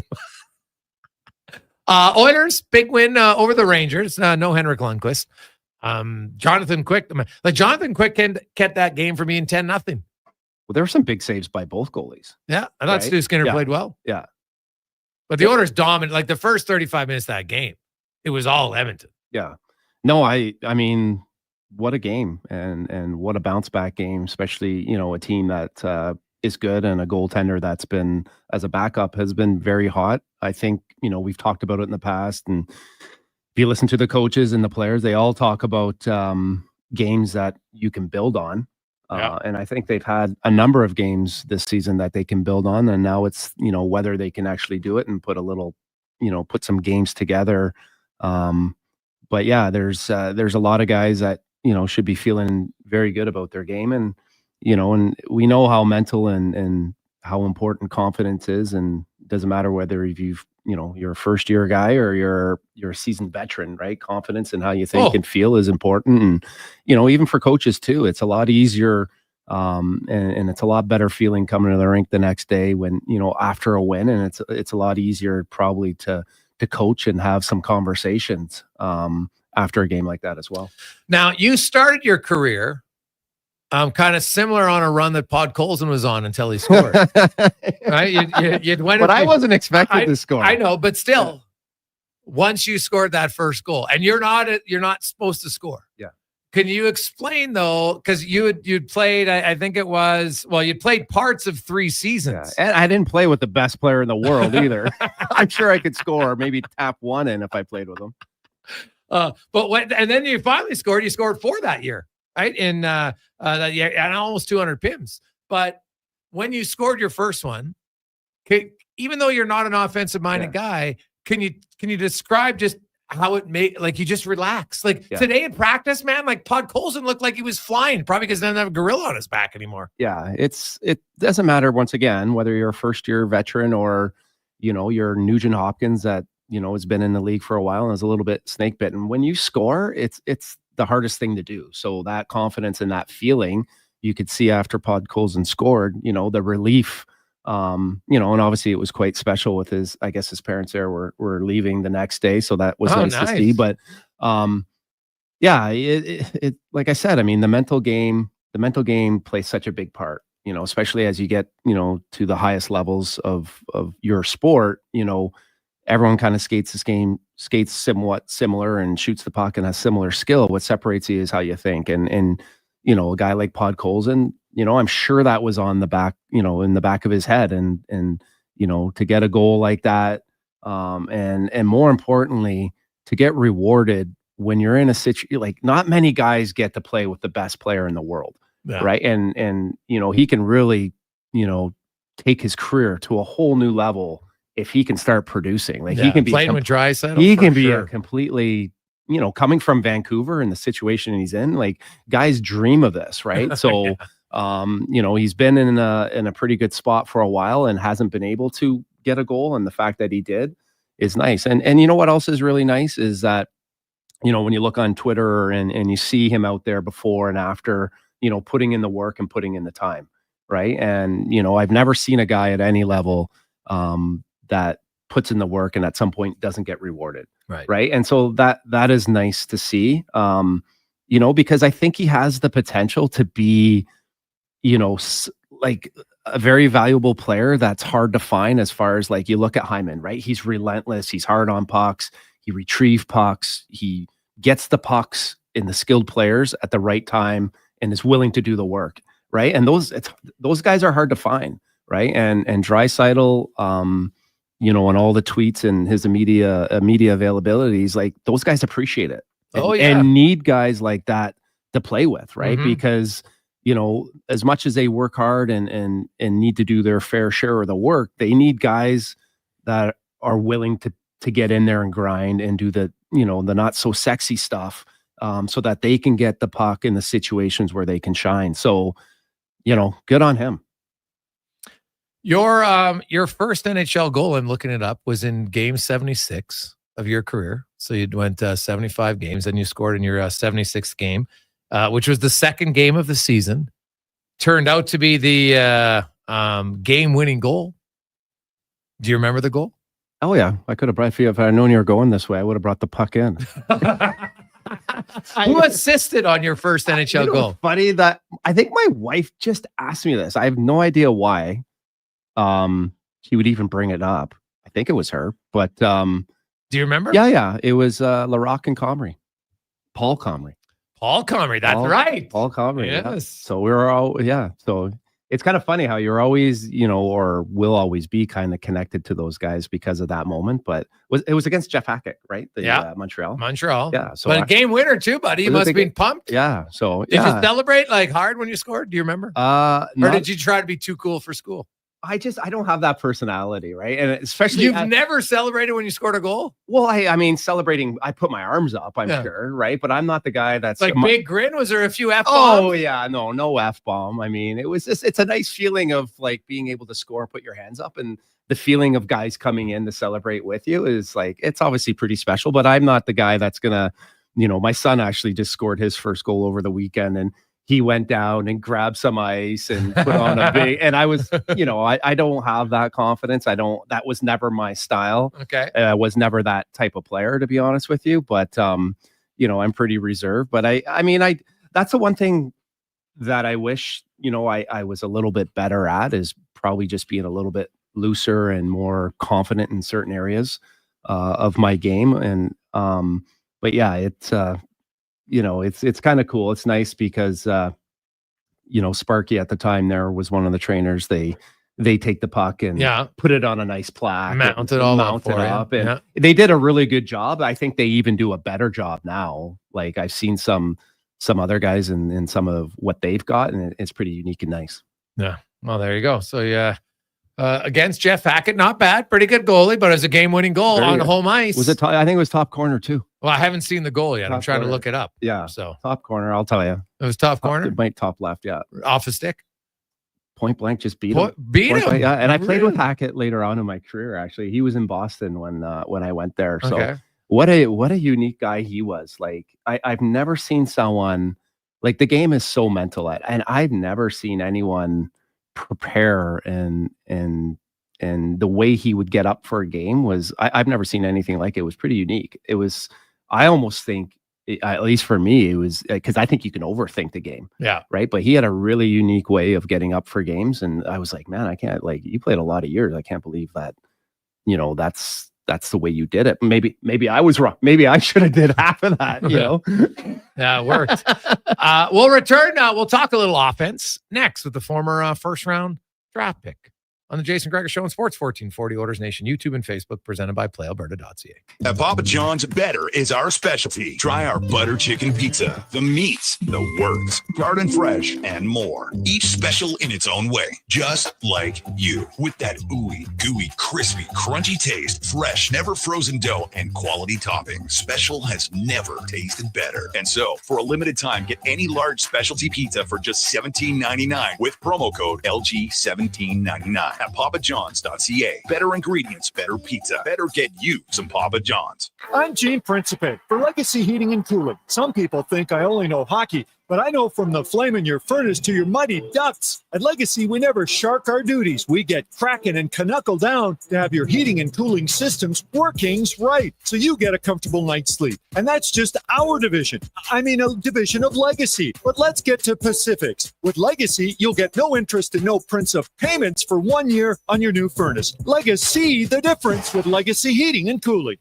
When it comes to your health, trust Dr. Bryce Henderson for expert care in hip and knee replacements. With years of experience and advanced techniques, Dr. Henderson helps you regain your mobility and quality of life. Your health is my priority.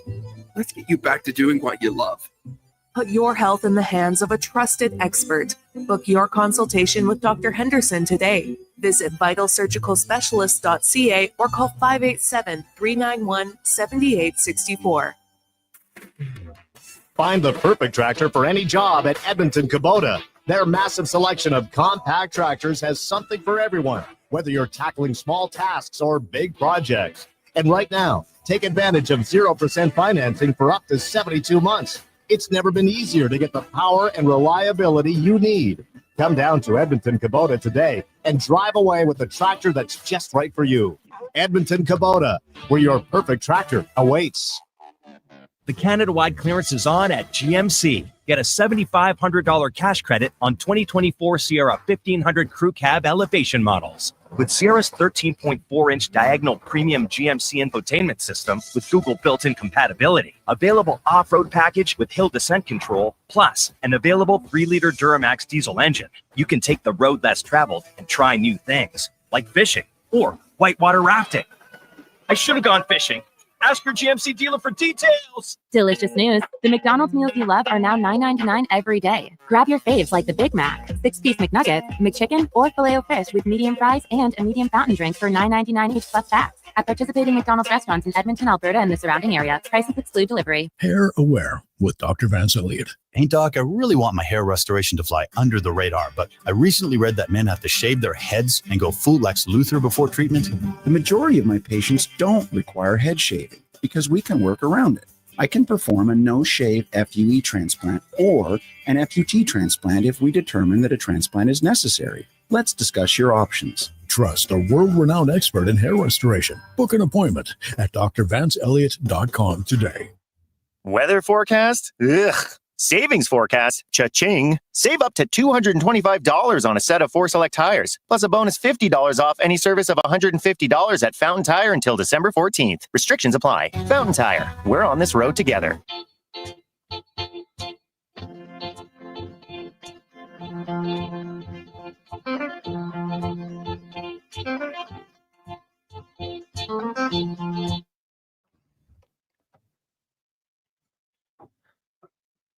Portions of this hour brought to you by Culligan. For all your residential water needs, your local water treatment company, more than just big bottles, Culligan.com. From puck drop to kickoff, it's the Jason Gregor Show on Sports 1440. Presented by PlayAlberta.ca, Alberta's only regulated online gambling website.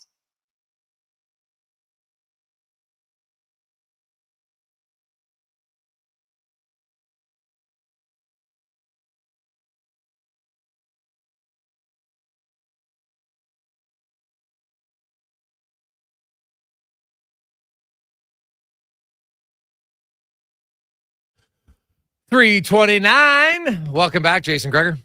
Sean Brown with you on Sports 1440, Oilers Nation, YouTube and Facebook. Hope you're having an awesome day. Let's get to our big guest of the day, brought to you by the Spruce Grove Saints in the BCHL. And, of course, you can always see exciting Saints action at home in the Spruce. And, by the way, their new rink is still on schedule, and it looks like it'll be ready late January or into February. But either way, before this season is over for fans, you'll have the opportunity to check out that brand new facility. And, it's going to be huge for that community. That's 2 new ice surfaces that kids in Spruce Grove will have more time to get on the ice. So that's great. And if you always want to, anytime the Saints got a home game, you can always get involved in their 50-50. Just go to saints5050.com. And even if you're not at the game, you can win.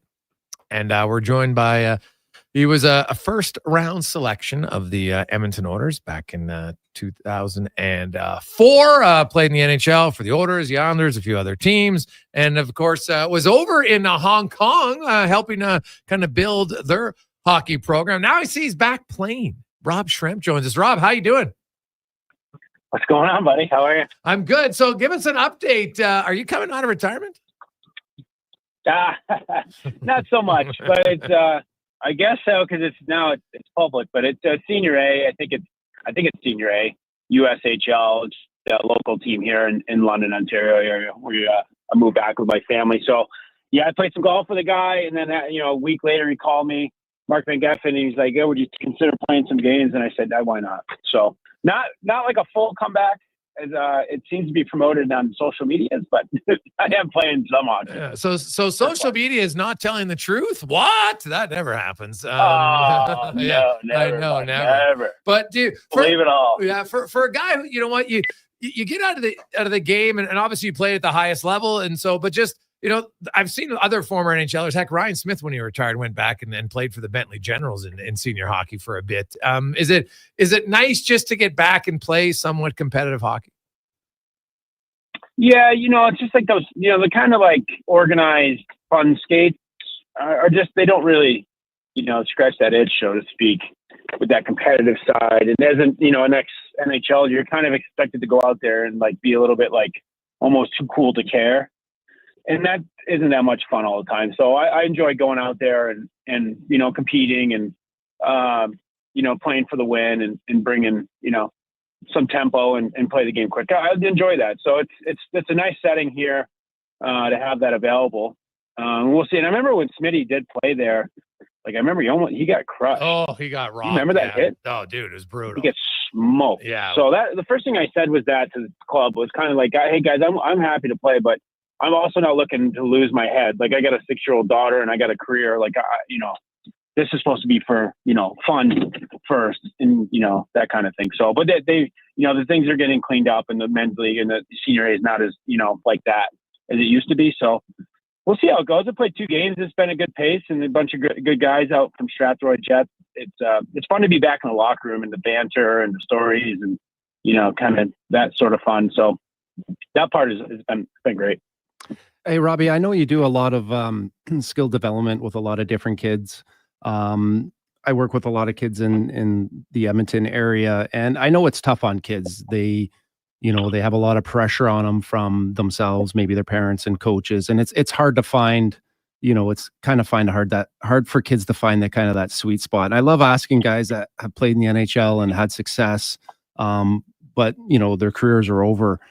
What would they do, and what would you do differently looking back on your career? Because being a skilled guy, I'm sure and a good player, I'm sure there was some things that you wanted to accomplish that maybe you didn't, but you look back now and you're like, you know what, maybe I made a bigger deal of this, or I should have looked at this and maybe played my way, or, what are your thoughts on that?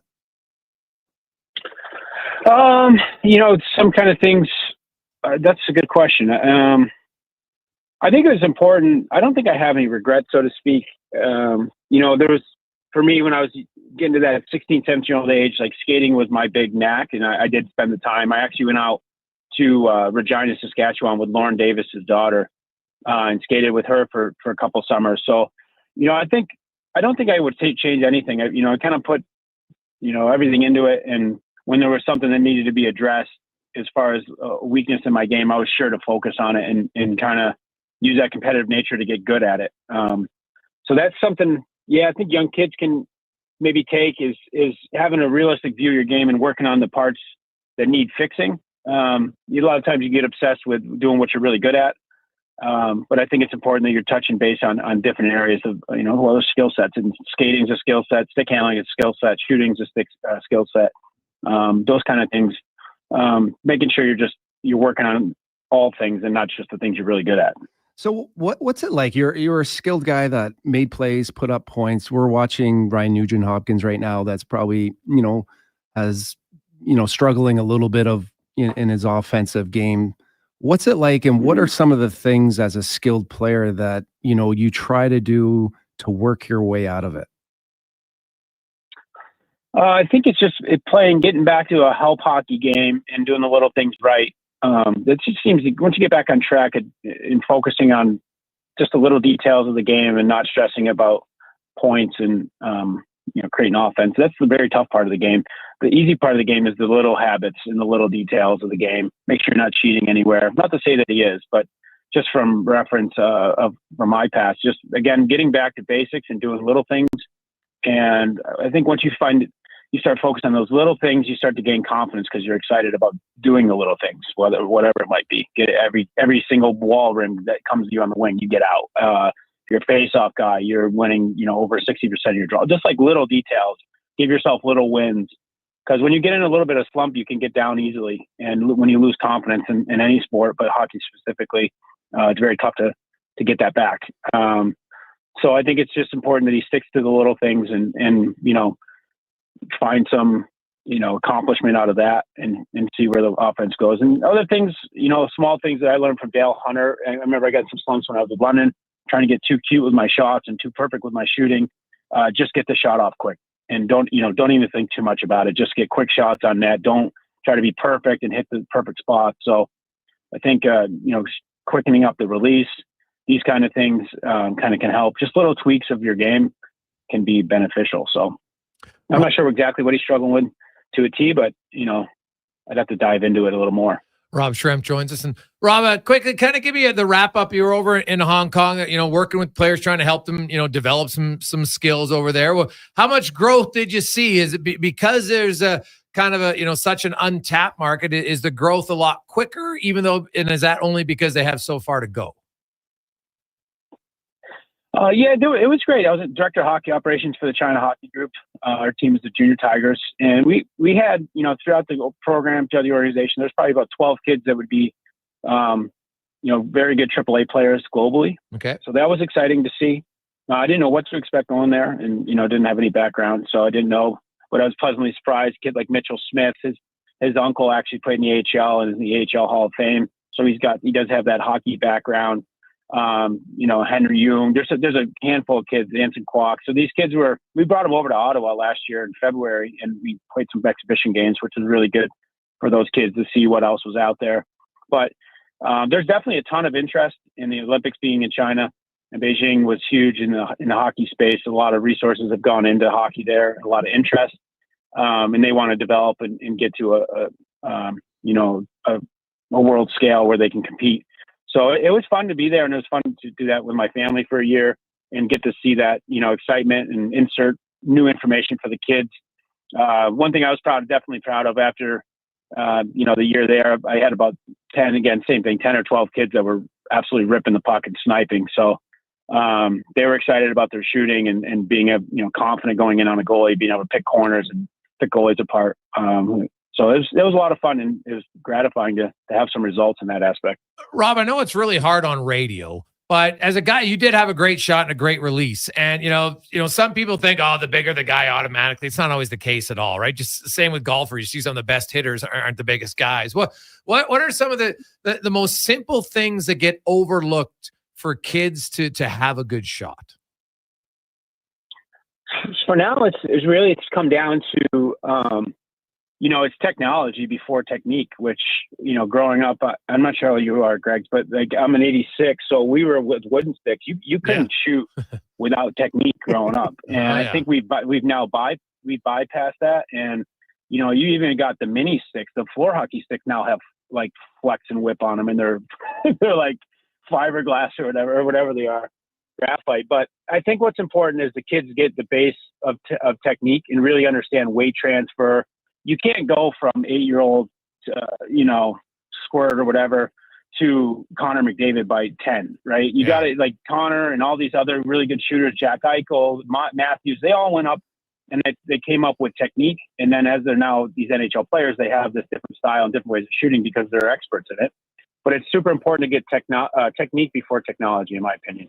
So the kids are shooting with their, weight transfers and using their body to get that extra power on the shot. And, that's the biggest thing is I'm finding is, and it's not just kids. It's also OHL players. I'm in London. I go on the ice with London Knights quite a bit, and seeing the faulty points there.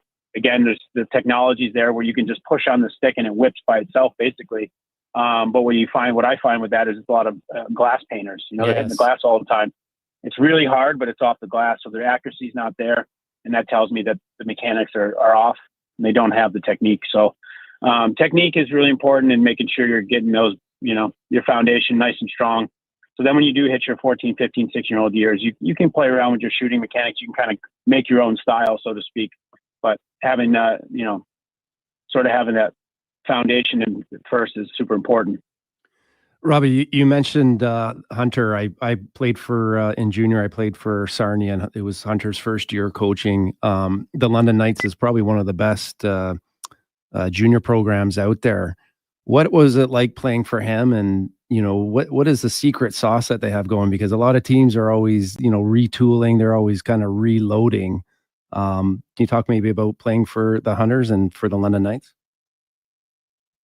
Yeah, I think the secret sauce, so to speak, is their knowledge and experience in the game. Mark Hunter's one of the, if not the hardest working general managers. He's out scouting all the time and looking at players and seeing them with his own eyes. So he knows what's coming in. And he knows what's available. So he knows what he wants with the next crop. And then Dale behind the bench is super experienced. I think he's up at around the 900 range, 900 games, maybe even 950 wins he's got under his belt. Playing for him was super interesting, watching him manage a bench and watching how in tune with the game he was and the decisions that he made as a coach. As a player, you get to watch it pay off. You never were on the bench. Really, never on the bench in my case where I was like, what the hell is this guy doing? He would make a decision, he would make a change, and it literally paid dividends within like 2 or 3 shifts. So Dale is super in tune with the game, knows what the game needs as far as whatever, if it's a spark, physical wise, the offensive power. They do a great job of loading the kids up and the players knowing what their options are in the power play and how to create offense. So it was, a great experience and a winning experience, through the course of my 3 years in London. The first year I played, we lost 13 games. The second year I played in London, we lost 7 games. And then the last year we lost 11 games. So it was a lot of winning. And it was a great atmosphere, and the way that Dale treated everybody. And he still does to this day. They treat them like little professionals and shows them what pro is going to be like. The practice plans there's no secret sauce there. It's literally doing reps on systems. And when they have a weekend of games, if there's something that broke down, you will run it until the kids get it and they can do it blindfolded. And I find that that's something I really appreciated and totally agree with. I found it through my course of my career. There's a lot of times, again, struggle on the weekend, then we come to practice on Monday or Tuesday and we're doing random flow drills. I just think it's super smart to take care of the problems. And if there's a problem, you really nail it down. And you can spend however money until the players start getting the systems right and can do it without even thinking. That's something that Dale does a great job. So, Rob, with you now back in Canada, are you looking to are you going to just kind of run your own company for skill development? Are you looking at working with specific teams, leagues? What's the plan? Yeah, for now, I've got my advisory, chess advisory. As I've started working with players, I've been doing development for quite some time now. Now it's naturally grown into players needing help being placed. So working on that, and I don't really have a game plan. I do enjoy this role. I enjoy development. I enjoy working with players and giving them that insight and giving them whatever I can from my experience through the game. So it's been fun that way.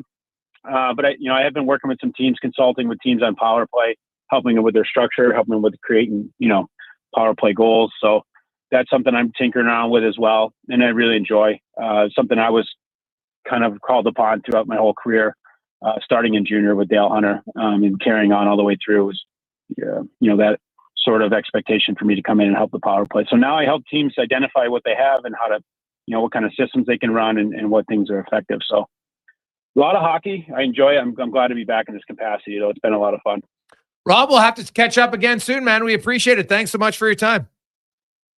Hey, appreciate it. It's great talking to you. You betcha. That's Rob Schremp. And really, I love what he said. Brown, I know you do a lot of shooting with tech, and technique is so crucial now. Like the sticks, you can kind of cheat a little bit, but yeah, you might be able to zing it high. And because kids love going bar down. Let's not kid ourselves. They love it. But man, I see so many shots over the net. And a lot of time it's bad technique. They're leaning backwards, not leaning forwards, right? Not following shoot. Like they're the basic technique. And a lot of times you can have kids that go and shoot 50 pucks all the time. But if they're constantly having the wrong technique and never letting it in change, it's not really helping anything. Yeah, you don't exactly that. You can shoot 50 pucks the wrong way and you're not going to get better. You're better off shooting 10, right? So yeah, everything comes down to the basic fundamentals. I remember, when I started getting into hockey, I didn't grow up and I don't think you did either in a way that, you were picking up all these puck skills, right? The way they pick up pucks on, their forehand, backhand and wave them around. I was always like, when that started coming, I was like, I don't know how to do this, but this seems to be the thing that kids like to do. But the reason why I could do it was because I had the basic fundamentals, and that's what it always comes down to. And the work with our association in Strathcona, what I try to preach is just that, right? Start off with the basics. If you have a good foundation, right? And especially with young kids. I mean, if you don't have that, it's gonna. I've watched certain guys work with different kids and they're working on changing the angle and different things that as you get stronger and you're more mature and you have that foundation and you have that grip strength and you're able to add some layers and different skill sets to your shot, it makes sense. But at a young age, if you start doing you start trying to shoot, I think he said it best, when you start trying to shoot the puck like Connor McDavid or Austin Matthews, there's a lot of years, and a lot of experience that it took for those guys to get at that level. Sometimes I think when we watch, what these guys are doing, we kind of, try to teach that to certain kids, but it's like there's a progression to that. Yeah, no, it's 100% progression. We should talk about that another day sometime. Just the shooting progression, and I think it's so imperative now for any minor hockey association to have someone in there who can go and work with everybody and spend time with. And because I think there's too much focus way too early on the AA teams and such. And I'm like, all these associations, everybody gets blinded. And so these 30 kids, we're going to put all our eggs in the one basket. They're getting more ice time. They're getting more of this. I'm like, why? Hockey's a late developing sport. It's been proven statistically, right? And so, you know what? Don't punish the good kids, but give all the kids the same opportunities. Have a coaching mentor that can help the tier 1, tier 2, tier 3 coaches to have similar practice plans so they can help enhance certain skill sets that maybe you don't know. Because as a coach, I don't know what I don't know. You can always learn from other coaches every time. And to me, I think the best minor associations are the ones that are taking more of an interest in doing that and getting guys like yourself and, to go around to each team. Okay, guys, today's practice is just about shooting. We're just going to have a shooting practice. Yeah. So the kids can learn, and then the coaches are out there with them watching. So then say, guys, 10 minutes every practice. Have that dedicated to it. Because it's great if you can pass the puck all day, but then you're not going to bury your chances because you guys don't have kids who can shoot. Yeah, it really does just come down to the fundamentals and opportunity and the basics. I mean, when we grew up, 5 circles was a great drill. It is still a great drill. The crossovers, yes.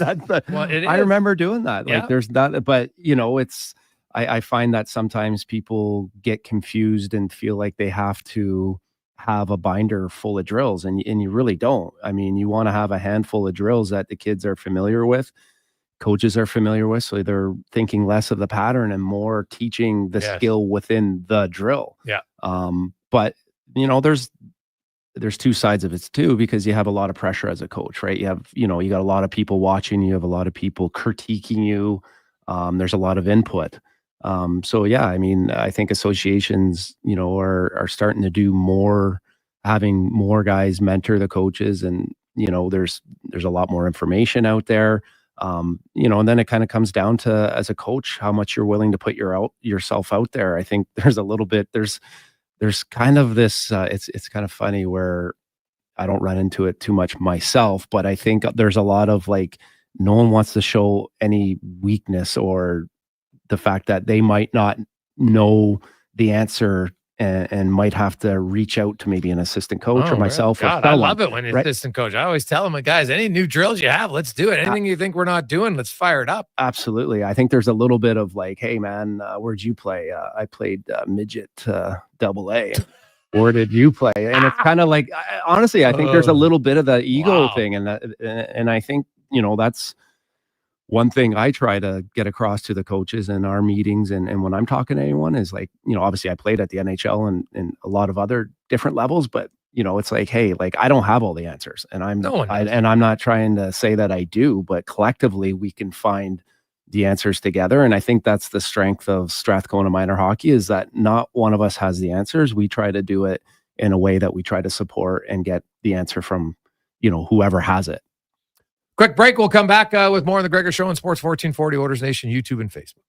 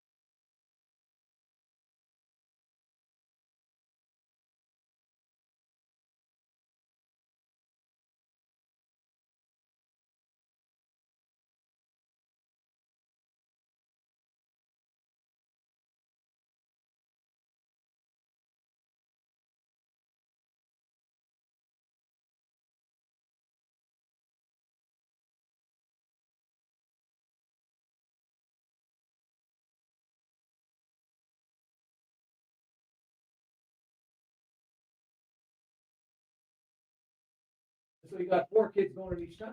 And I'm like, I do a weave drill and skating first. Portions of this hour brought to you by Papa John's. This is one big deal for one big pizza. Get an extra large New York style one topping pizza for only $17.99. Order today at papajohns.ca. He's not just another pair of glasses. It's the Jason Gregor Show. Thanks for checking out Edmonton Sports 1440. Presented by playalberta.ca, Alberta's only regulated online gambling website.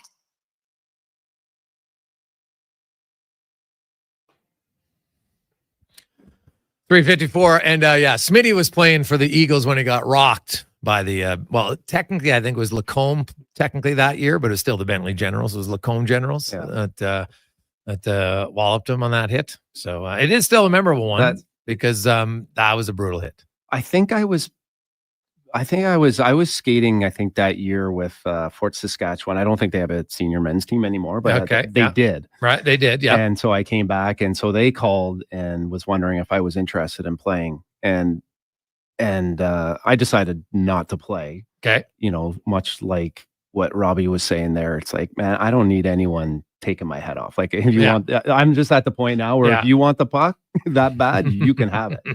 And but I do, and I do like skating, and I do like I like doing drills, right? Because I like the exercise. Yeah. Right. I just want the. It's like I like shoveling. People were mocking me. I love shoveling. There's not. It's like cutting the lawn. It's like when you're done and you look at your driveway, it's a good feeling. Totally. Right. So anyway, I like just doing drills. No one's out to hurt you. Blah blah blah.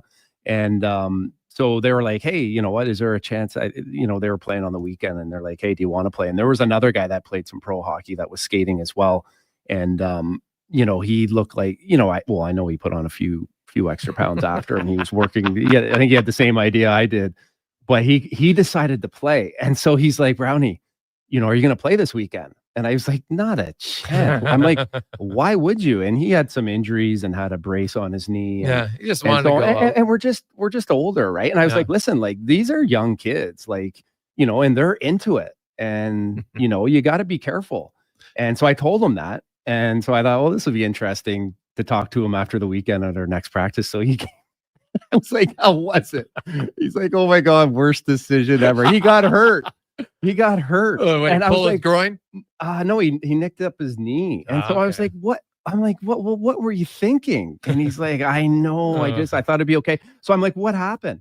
And so I guess they were down like 4 goals. And so typically, when you're down 4 goals, it doesn't matter what league, right? But like at the last few shifts, you're kind of just riding it out. Yeah. So he's like, the puck comes around the boards. He was a winger, and he's like, it's coming around. I thought, no big deal. The guy, no one's going to hit me. I'm just going to chip it out and kill the clock. Well, the guy runs through him and finishes his check. And I'm like, that's exactly why I don't want to play. Well, that's where you got to stick up. I don't know if you got to stick up or just hit them awkwardly, funny. but it's just, hockey's a funny game, right? Like, it's not like I enjoy, we have the alumni skates once a month or twice a month with the Oilers. And those are nice because it's, they're all, pro guys or, someone's won a draw or whatever to be a part of it. But it's very chill. It's very casual. Everyone's having fun. That's a nice environment to be.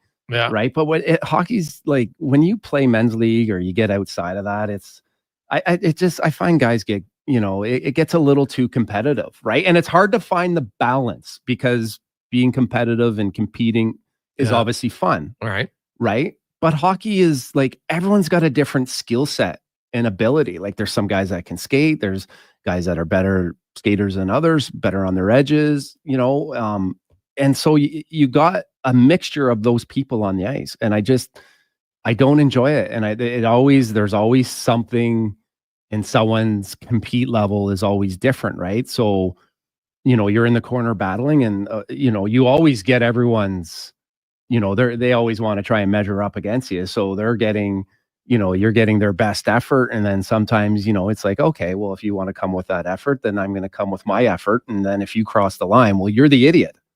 So it's just, I'd rather stay away from it. Yeah. No, that's I don't fair. need it. I love the ODR. I'll tell you that. Playing, I still go. My son obviously doesn't live at home. Yeah. The odd time, I'll just go up to the Strathcona Olympic Center just up by my house there, and I'll go out there with the kids. I think that is the best. That's still a lot of fun, and especially when you get all the kids of all the different ages. Yeah, and as long as the older kids are wise enough to know that you can't just hog the puck every now and then, you got to get the young 8-year-old and 9-year-old. Like, they'll play for 20 minutes and not touch the puck and be okay with it. Yeah. But then you got to give them a chance, give them a few passes here and there, just make them feel involved. Honestly, I am so surprised that the maturity and how nice these kids are. Yeah. Because when I grew up and played, you were not getting in a game. You had to like fight to get in the game. You know what I mean? And like, yeah, it depends, I think, from ODR to ODR. Some ODRs some days are better. There's going to be some kids who are like too cool for school. Yeah. We're 14. I'm going to dangle the 9-year-old and feel good about myself. Well, these kids are good. They share the puck. Everyone's included. I love the way they treat each other. And it's amazing to see because, like I said, I think in some ways your environment and my environment with the amount of kids that I grew up with, having 2 older brothers, one brother that was very similar to me in playing sports and then trying to fit into those sports, like it really helped my development. But there was no free game.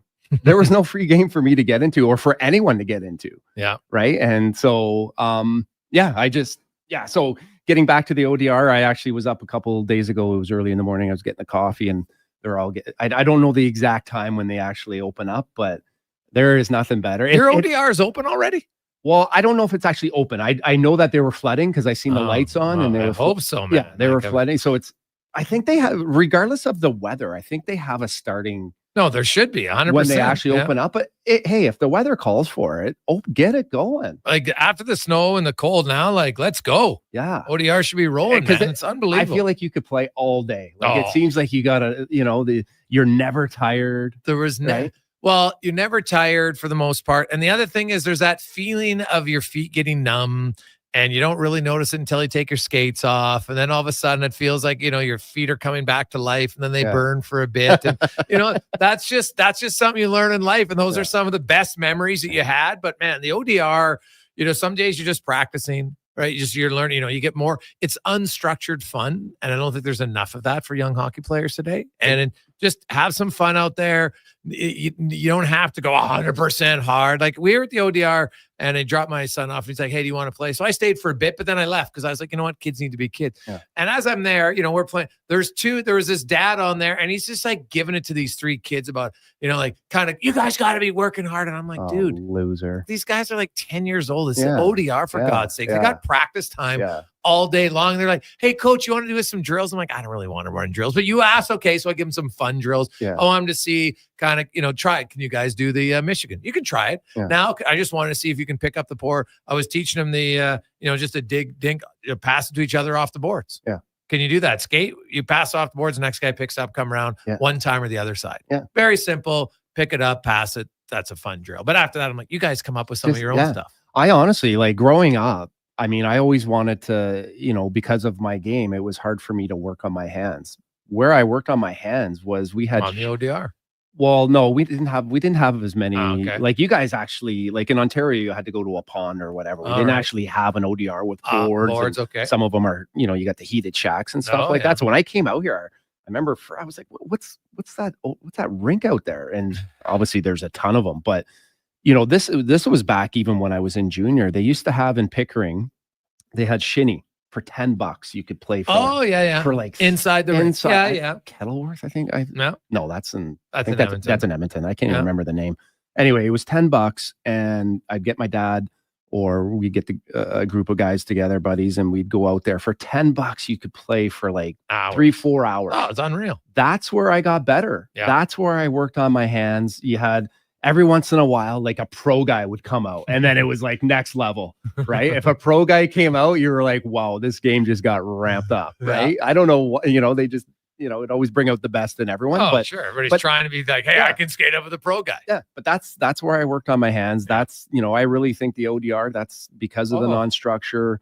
It's just funny that, because I work with a lot of different kids and I know a lot of the kids out in the Sherwood Park area. And I watch minor hockey games and I watch them during the winter. Every one of them can handle the puck. Every one of them can make plays with the puck. They can all protect the puck. I see it on the ODR.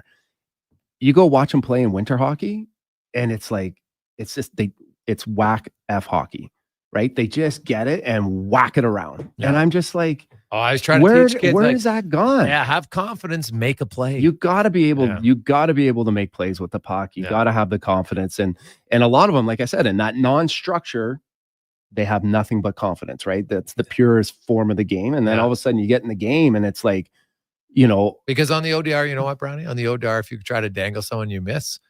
No one gets yelled at. Yeah. So you're not scared to try a play. And I think it's a reminder for all coaches, myself included. If you want to encourage your players to make plays, then you can't discourage them when it doesn't work. Yeah. Right. Now there's certain ones there's certain times, hey, if you're the last guy back, I don't want you trying to toe drag someone. Understandable. But every now and then, if you want to try to deke around a guy, and if you want your guys to make that play, then they got to try to make the play. Yeah. It's not a clean sheet for anyone, but there's got to be a balance. It's got to be encouraged a little bit more. Because like I said, I mean, we all watch minor hockey and watch different kids, and there's a gazillion kids that can go back and get a puck and rim it around the boards. Yeah, right. It's not hard to do that. And that's why, you look at Evan Bouchard. I mean, there's times that we get frustrated with him in certain areas of his game, but his poise. Yeah, but then he shoots a goal like he did against the Rangers, where most guys are putting that right in the chest, and he just puts it top shelf. Yeah, which is but the thing that's even more impressive for me that I like in his game, because I know how hard it is the plays that he makes going back to the puck under pressure. Yeah, people don't realize how hard that is to go back, and make, because consistently, like, guys skate so well now. They defend well. They got good sticks. Although they're not trying to put you into next year with a hit, they're still physical. And he has that ability to come up the middle of the ice. Like that's a tough skill. And those are things that you work on, during the summer, and you work on it. But it's also one of those plays that you make that mistake up the middle of the ice. It's tough, right? Because there isn't a great outcome when you come up the middle, but to have the jam to do that's pretty impressive. Jason Gregor, Sean Brown, through Sports 1440, Oilers Nation, YouTube and Facebook. Got a lot of texts coming in, 833-401-1440. I'm pretty much everybody in agreement with the unstructured, and it's just fun. That's where your love of the game gets built, no question. Let's get to the Con Man, a Sports 1440 update brought to you by Fountain Tire. If you haven't done it, get in, do it. Get your winter tires on now at Fountain Tire. And guess what? They'll store your summers for you at fountaintire.com. This is a Sports 1440 update. Busy night on the ice in the NHL. Lightning host the Avs. The Caps in Florida to meet the Panthers. Devils host the Preds. Blues take on the Rangers. Golden Knights in Philly. Canes host the Stars. Flames taking on the Ottawa Senators. Islanders up against the Red Wings. Jets take on the Wild. Sharks, Kings, and the Kraken in Anaheim. Off the ice, Penguins acquiring fourth Philip Tomasino from the Nashville Predators in exchange for a fourth-round pick in 2027. In the NFL, Week 12 wraps up in Los Angeles as the 7-3 Chargers host the 7-4 Baltimore Ravens. That gets going at 6:15. And in the association tonight, the Raptors taking on the Pistons, looking to pick up their fifth win of the season. That'll get going in just over an hour. Elsewhere, Hornets take on the Magic. Pelicans in Indiana. The Hawks host the Mavericks. Clippers taking on the Celtics. Kristaps Porzingis will make his season debut for Boston in that one. Spurs take on the Trailblazers. Knicks in Denver. Warriors up against the Nets, and the Thunder travel to Sacramento. Coming up in hour 3 of the Jason Gregor Show, we will be joined by Baltimore Ravens reporter Cordell Woodland of 105.7 The Fan. Also, we'll ask 5 questions. I'm Connor Halley. This has been a Sports 1440 update. Sports 1440, Stingray Radio Station. CKJR broadcasts from West Edmonton Mall and Wetaskiwin. Download the free Stingray music app and listen wherever you go. I take possession of my commercial space in 3 months. I need lighting. I need a fire alarm. I need data. I need a generator. I need panels. Sounds like a job for the men and women of Action Electrical. Projects team reporting. We design, build, and construct all the electrical systems for your projects. Need everything to work right? Get the Action Electrical project team on your site. Facing an electrical menace? Call the men and women of Action. Operating throughout Alberta at actionelectrical.net. At Papa John's, better is our specialty. Try our butter chicken pizza. The meats, the works, garden fresh, and more. Each special in its own way, just like you. With that ooey, gooey, crispy, crunchy taste, fresh, never frozen dough, and quality topping. Special has never tasted better. And so, for a limited time, get any large specialty pizza for just $17.99 with promo code LG1799 at papajohns.ca. Better ingredients, better pizza. Better get you some Papa John's. I'm Gene Principe for Legacy Heating and Cooling. Some people think I only know hockey, but but I know from the flame in your furnace to your muddy ducts. At Legacy, we never shark our duties. We get cracking and knuckle down to have your heating and cooling systems workings right, so you get a comfortable night's sleep. And that's just our division. I mean, a division of Legacy. But let's get to Pacifics. With Legacy, you'll get no interest and no prints-up payments for 1 year on your new furnace. Legacy, the difference with Legacy Heating and Cooling. Vimy and Don in Hockey are dedicated to skill development for all hockey players. If you are a student athlete interested in growing as both a person and a hockey player, visit vimyridge.epsb.ca or donnan.ca to register for a free shadow day. Beginner or an experienced player, these programs are designed to nurture and develop your skills in a positive and supportive environment. Vimy and Donnan help student athletes pursue their passion for hockey while achieving their academic goals. Register for a Vimy and Donnan Hockey Shadow Day today.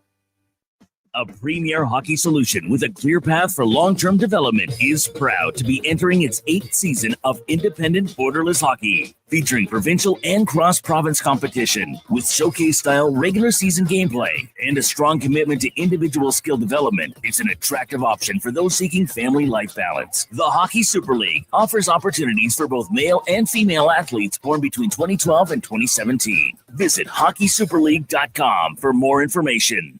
Hey, it's Scott from Sherwood and St. Albert Dodge. I think it's safe to say we are all paying attention to interest rates these days. If so, you'll like this. We have 0% financing available on Jeep Compass, Wrangler, Grand Cherokee, and Wagoneer. 0% on the Dodge Durango and the all-new Hornet. And the rates on Ram 1500, Ram 2500, and Ram 3500, you guessed it, 0%. Are you picking up the theme? We have 0% financing on virtually all 2024 new models with hundreds to choose from. Why pay interest? Instead, come get a new vehicle at St. Albert and Sherwood Dodge. Need a solid foundation without the fuss? Richard and Kalina at DCL Pile Driving have your back. Locally owned, they offer straight, driven piles. No screwing around. Serving all of Alberta, DCL Pile Driving gets your foundation ready in hours with minimal ground disturbance. Perfect for tight spaces, whether it's for a deck, grain bins, or RTMs. Tell them the radio sent you and receive a special discounted rate. Call or text 587-322-PILE. DCL Pile Driving. Don't get screwed. Get piles driven. This Saturday, 6 p.m. till midnight. Don't miss the 70th annual Kinsman Radio Auction. The Kinsman Club of Camrose invites you to join the fun and support their largest fundraiser of the year. Bid on a huge selection of items donated by generous local businesses. All proceeds will help the Kinsmen serve our community's greatest needs. The Kinsman Radio Auction. For details, find them on Facebook. You can also join the bidding in person this Saturday night. Main Street, Camrose, corner of 50th and 50th in the former Just For You building. Portions of this hour brought to you by Leading Edge Physio. The team at Old Strathcona have special training dedicated to reducing the impact of cancer care before, during, and after your diagnosis. From lymphedema to the management of fatigue and side effects of chemotherapy and radiation, they can help. Learn more at leadingedgephysio.com. The Jason Gregor Show, the best of Edmonton sports talk and beyond. This is Sports 1440. Presented by PlayAlberta.ca, Alberta's only regulated online gambling website. I'm gonna give you.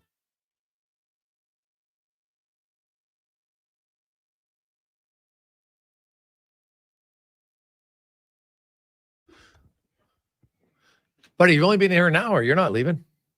It's only. Welcome back, everyone. Jason Gregor, Connor Halley with you on Sports 1440, Oilers Nation, YouTube and Facebook. Geez, Brownie, the day's flying right by. Thinks he's out of here already. He's getting all dressed up. He's all like, buddy, it's only been an hour. What? Oh, classic. The Gregor Show presented by PlayAlberta.ca, Alberta's only regulated online gambling website. Use the promo code Gregor50 and you'll get a free $50 play at PlayAlberta.ca. As, hey, just the one-stop shop. Why spread yourself thin across multiple sites when you can get everything you want under one roof? Play your way today at PlayAlberta.ca. Oilers practice today. Spent a lot of time working on their power play for the first part. Then they did a little bit of line rushing. Hyman, Arvidsson are out today. They're not playing this weekend, according to head coach Chris Knobloch. So they will either go 11-7 or they'll recall a forward for their back-to-back. I'm going to guess they're going to recall a forward. They're going into Utah and then into Colorado. So it is close from Bakersfield if there's an injury or something, but I would expect them to recall probably Drake Caggiula I would think. They just sent down Brown and Kajula, right? They sent him down right after the game on Yeah. Saturday, just because they're trying to accrue cap space Doesn't for that as many suck days. for them? No, like 5 days, that'd be nice to get. That makes a big difference in your paycheck. Yeah. That's what I was saying. Well, They're like, but Josh Brown is on a one-way Yeah, deal. yeah. So, But and Kajula, Kajula, that's huge money. Well, I got to look. Kajula might be he probably makes, as a veteran and Yeah. only having a veteran rule in the American League, he probably makes good money down there anyway. Yeah, he's decent. I know the Brown's on a one-way deal, so it's, but obviously you always rather be in the NHL if you're a player. There's no question about it. But Kajula, I think Kajula actually might be on a one-way too. Really? I don't think he is. I'm gonna double check. I'll bet he's not. 775, 500 in the minors. 550 in the minors. 550. Yeah. Yeah. So just slightly less. Yeah. A little bit, but not as crazy as the guys who are going to basically 1/10 of your salary, right? That's Yeah. a big difference for sure. Mhm. Instead of making 400 a day, you make $4,000 a day. Yeah. So that's a big difference for sure. Now I remember I was making a whopping 62.5. 62.5. Well, man, you know what? Be excited. You're rocking 62.5 playing a game you love. Like as a young buck. I thought that was big Yeah, money. you're 62.5 at 21. Yeah. 21-year-olds be dying to make that. Oh yeah. Yeah. So no issues there. So the orders, you look at their combinations. They're the same. Brown's playing with Draisaitl and Podkolzin likely this week. You have Kapanen with Nugent Hopkins and McDavid.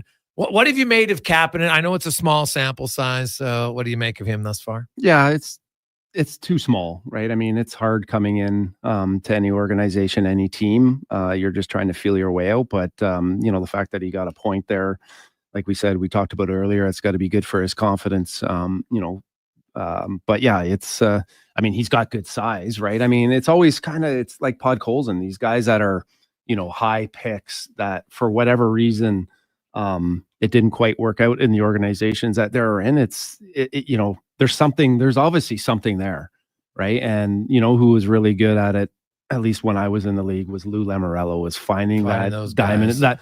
that guy, whether it was Dan Cleary, he's found a lot of those guys where he, they're in the crossroads of their career where, they're high picks, they got some skill and some ability and it just didn't work out, and you bring them in and next thing you know, their career takes off. And hopefully this is a situation for him too, because like I said, he's got, he skates well, handles he's got all the skills and the ability.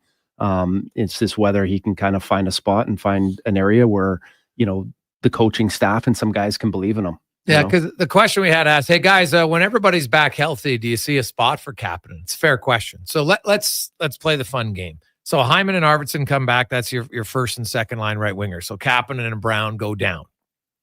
Then you have Evander Kane, who comes in on your left side. Does Podkolzin go down? Does Kane go to the third line? They've really liked Janmark with Henrique. So I guess right now you would have maybe him, take Jeff Skinner's spot, right? And then you run Nugent Hopkins, Kane, Podkolzin, and Janmark as your left wingers.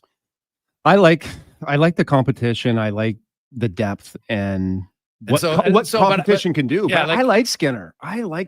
And I think that. But do you like him as a bottom six forward? No, definitely not. Yeah. So when Kane's back, is Nugent Hopkins out of your top six and it's Kane and Skinner? Because right now Skinner he's not getting any traction in the top six. Even without these guys, he's playing with Henrique again. He's not playing with McDavid or Draisaitl. So I just don't know, based on actions of the coach, I'm not sure they see him there. I think with this depth and the fact that they need a top four defenseman, it gives them, when guys are healthy, a trade piece, an opportunity to potentially move someone. Does it not? I mean, you have to find someone. Yeah, but here's the thing. So let's look. Nugent Hopkins has a no movement clause, right? They're not going to want to trade Podkolzin. Plus, he's dirt cheap. Yeah. So I guess it would be Evander Kane. Jeff Skinner at this stage doesn't have the trade cachet to get you a top. Now, unless Jeff Skinner got hot. I was just going to say, and there's a lot of incentive to get Jeff Skinner going. 100% whether he stays or he's a trade piece. Yep. Right. And the fact that you have two of the best players in the world, right? He can get hot. Yeah. If he can get some confidence and find, that find his game, he needs to get hot one way or the other. Yeah, They're either moving him or he's going to play a big part. Yeah, well, they have to use him, I think, in the right spot. Yeah, somewhat of a scoring situation. I would think that would be fair. Now, I know it's the old adage, does he earn it? You got to put him there. What comes first, chicken or the egg? Both. Yeah, there's both. He's got his... Early on, he had some... It wasn't even so much as... I know he made the one defensive read, whatever. But it was more so... I think it's his turnovers with the puck that they're trying to eliminate. And saying, hey, you know what? Especially if you're going to play with Draisaitl and McDavid, you talked about it earlier, Brownie. What does Podkolzin do? What does Hyman do? They're good at being relentless on pucks. They get the puck, and then they don't just turn it over. They get it into the hands of McDavid or Draisaitl because they're the most dangerous. And Skinner's a shooter, and he's like, hey, a God love Tage Thompson. He's a really good player, but he ain't Draisaitl or McDavid. He's not Draisaitl or McDavid. And so to play with those guys, there has to be somewhat of an understanding like, hey, you might have to alter your game a little bit and be more of a disher at times to get them the puck because trust me, they'll get it back to you. Neither one of those guys are natural shooters in Draisaitl and McDavid. As good as goal scorers that they've been, and what, their second and fourth most goals in the NHL the last few years, but their first instinct isn't always shooting. We know that. So if you're Jeff Skinner, you can get in your mindset to give it and then go somewhere. I agree with you, but so far we haven't seen it. And if we don't see it by the trade deadline, then I don't think he has much cachet in the market. Yeah, I mean, Skinner and those high-end offensive guys, because they have the puck on their stick a lot and they're creative and they look to make plays. I mean, typically they have the most giveaways at the end of the day. That's just the reality of it. That doesn't bother me as much. I think his game... But it's when you give the puck away. It's when you give the puck away, but it's his battle and his compete, right? And his ability to, along the boards, keep those pucks alive and to be strong on it. That's, the playmaking and the times that he's given up the puck are a concern, but it's the other area that I think that's the level and that's the expectation, to play on a contending team. Like I said last week, right? When you play on weak teams, right, you can get away with a lot more. Yep, totally. Right? Because it's just, the details. That's why you're losing is the details, not enough guys are paying attention to them, right? Where, they got a Stanley Cup contending hockey club here where details are important. And I don't think as a whole, they're exactly where they need to be or want to be. And that's why they're looking, to build off of these games that they win and where they can develop some confidence and start to add that consistency in those details. But his play away from the puck and being hard on pucks and protecting them and keeping them alive and they compete, to me, that when he cleans that area up, then I think he'll get more confidence from the coach, and then he'll be in those situations. Yeah. Well, and it's basically, I think, to be honest, he's got until February to do that. If it doesn't come, and I know he has a no movement clause, but he's $3 million cap hit, and he's going to be on your fourth line. It's probably not a natural fit. Then you might see him going out. Like, especially when Kane comes back here with all their left wingers. The way Janmark's playing, he's not coming out. Podkolzin's not coming out. Kane gives you a real element that they lack.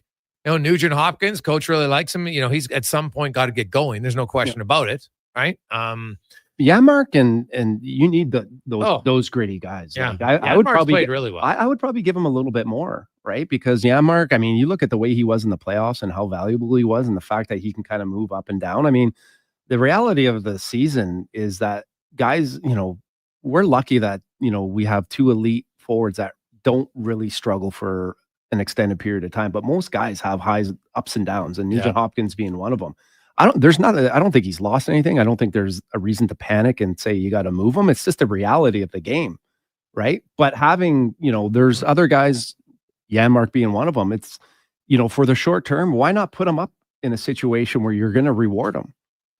I think when you have that type of movement and the fact that they have that type of depth, that's what you want. You know, as a player, it doesn't matter really who you are. You want to have that fear or that, as a coach, where guys are always looking over their shoulder, being like, hey, man, if I'm not performing and playing, it doesn't matter who I am. There's a chance I'm going to, be replaced or move down a lineup. Right. And that's healthy. Yeah. Jason Gregor, Sean Brown with you on Sports 1440, Oilers Nation, YouTube and Facebook. Kevin Woodley is going to join us a little bit later on, talking goaltenders. I see there's a lot of chatter from some Oilers circles about going out to get a goalie. There's one guy's name. I'm not sure it's very wise, but we'll dig into the numbers with Woodley on that. And when we come back, Connor Halley. It's his Thanksgiving. tonight. We'll discuss it on the Gregor Show, presented by PlayAlberta.ca. The locks are on a timer. They're going to get out. Sounds like time for the men and women of Action Electrical. Service team reporting. With the remarkable reach of our bucket trucks and other equipment, we assess, service, and maintain your electrical lighting and automation systems. Facing an electrical menace? Call the men and women of Action. Operating throughout Alberta at actionelectrical.net. Hockey is back, and Play Alberta, Alberta's #1 sportsbook and official partner of the Edmonton Oilers, has you covered with bigger offers, boosted odds, live betting, player props, and more. New to Play Alberta? New players now receive $200 in free bets just for signing up. You already play? Get a $10 free bet for every $100 you bet. Every week, all season long. Visit playalberta.ca and make your picks today. Bonus terms and conditions apply. Delicious news. The McDonald's meals you love are now $9.99 every day. Grab your faves like the Big Mac, 6-piece McNugget, McChicken, or Filet-O-Fish with medium fries and a medium fountain drink for $9.99 each plus tax. At participating McDonald's restaurants in Edmonton, Alberta, and the surrounding area. Prices exclude delivery. It's Black Friday at The Brick. Doors open at 7 a.m. and the first 10 customers in line will receive a $50 credit to use towards any purchase. Plus, shop incredible door crasher specials until 9 a.m. like free local delivery on purchases over $4.99. Friday only, save 65% off sofas when you buy the matching love seat or chair. Plus, buy any TV or appliance and get a $50 credit on furniture, decor, and mattresses. Some exclusions apply. See thebrick.com for details. The Brick, saving you more. Experience more at the Edmonton Expo Centre. Come for Canada's largest trade show, the biggest names in entertainment, exhilarating sporting events, and more. Stay for the experience. But it doesn't end there. Maximize your brand exposure with Edmonton Expo Centre's new cutting-edge feature screens, spanning Western Canada's largest venue space. Captivate an annual audience of over 1 million visitors during iconic events like Pro Rodeo, Disney on Ice, Glow, K-Days, and so much more. To learn more, call 780-660-0514 or visit edmontonexpocenter.com today. For a cowboy on the rodeo trail, there's no off-season. Spring, summer, fall, or winter, there's always somewhere to hang your rigging bag. So it makes sense to rely on a truck that also takes no days off. With best-in-class towing capability, the most rear seat legroom in the industry, and impressive fuel economy, the Ram 1500 appeals to everyone from bulldoggers to barrel racers to bareback riders. Check out the great lineup of Ram 1500 pickups today at your Alberta Ram dealer. The Nissan All-In Clear-Out event is on now, where you can lease or finance select remaining 2024 Rogue from 0.99% for 24 months. Plus, qualified Nissan owners may receive up to $500 in loyalty bonus. Go all in with the Nissan Rogue and enjoy the 1.5-liter VC turbo engine for a perfect balance of power and efficiency. And with standard all-wheel drive, you're ready for wherever the drive takes you. Conditions apply. Quantities limited. See Nissan.ca for details. Visit your local Edmonton and area Nissan dealer for more information. At Pizza 73, we know that hunger happens. 1 minute you're wrapping presents, untangling Christmas lights, and thinking of a new place to put that elf. And next you're eating a box of candy canes because you've never been this hungry in your life. That's why we made the Pizza 73 Holiday Helper Deal. You get 2 medium, 2 topping pizzas, and 4 pieces of cheesecake for just $25.49. The Pizza 73 Holiday Helper, because hunger happens. Pizza 73.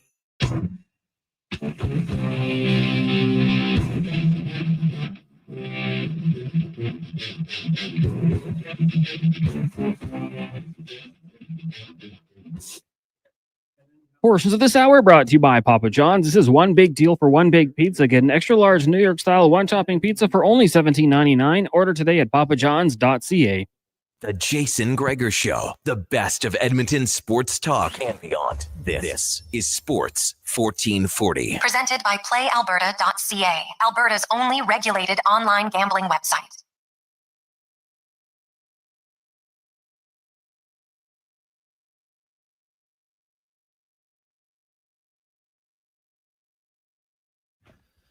.427, Gregor, Brown, Connor Halley with you. Quick question from Brian. Hey, fellas, why not put Skinner on the power play instead of Corey Perry? Mainly because Jeff Skinner's never played net front. He's not a net front presence guy. It's a really unique skill in front of the net, screening, tipping, battling in around there. That's never been Skinner's game. He's more of a shooter. If he was going to go on the power play, he'd be taking Nugent Hopkins' spot. And I did talk to Chris Knobloch about an opportunity to get guy going. And he's like, you know what? There's so many little things that go into the power play of knowing where guys go and stuff like that, he goes, is it something that maybe down the road you consider? Yeah, but not right away, according to the head coach. It's funny when I think Skinner's obviously a small guy, right? So net front presence would be, not ideal for him. But when I was in New Jersey, I worked my way onto the power play and I was at the top taking the shot. And so remember Brian Giunta, he was pretty good at it. Oh, he was unbelievable. And so he was in front of that. So we were practicing in practice. And so I was taking a little bit off my shot because I obviously didn't want to hit him and hurt him. And I remember he was like, and I'm telling you, man, he was square to me. Like his toes were facing me. And he's like, hey, shoot it as hard as you can anywhere you want. I'll get out of the way. And I was like his commitment to being in front. And I didn't know where my shot was going. And I was shooting them as hot. Like I was just firing them. And he was like just looking down the barrel of my stick. And he's like, trust me, I'll get out of the way. And he got out of the way. Like it was this next level fearlessness. Yeah. I mean, obviously that's why he got to the NHL, but man, I think that was part of and he put me in front of that. And I hate it. We had this guy, Mike Craig. You're soft. Yeah, I am soft. So he's got the hardest shot. And so I was supposed to be that was my turn to be in front of that with Mike Craig shooting it. You're like, no thanks. And I was like, Craig, you hit me in the face, I will kill you. Yeah.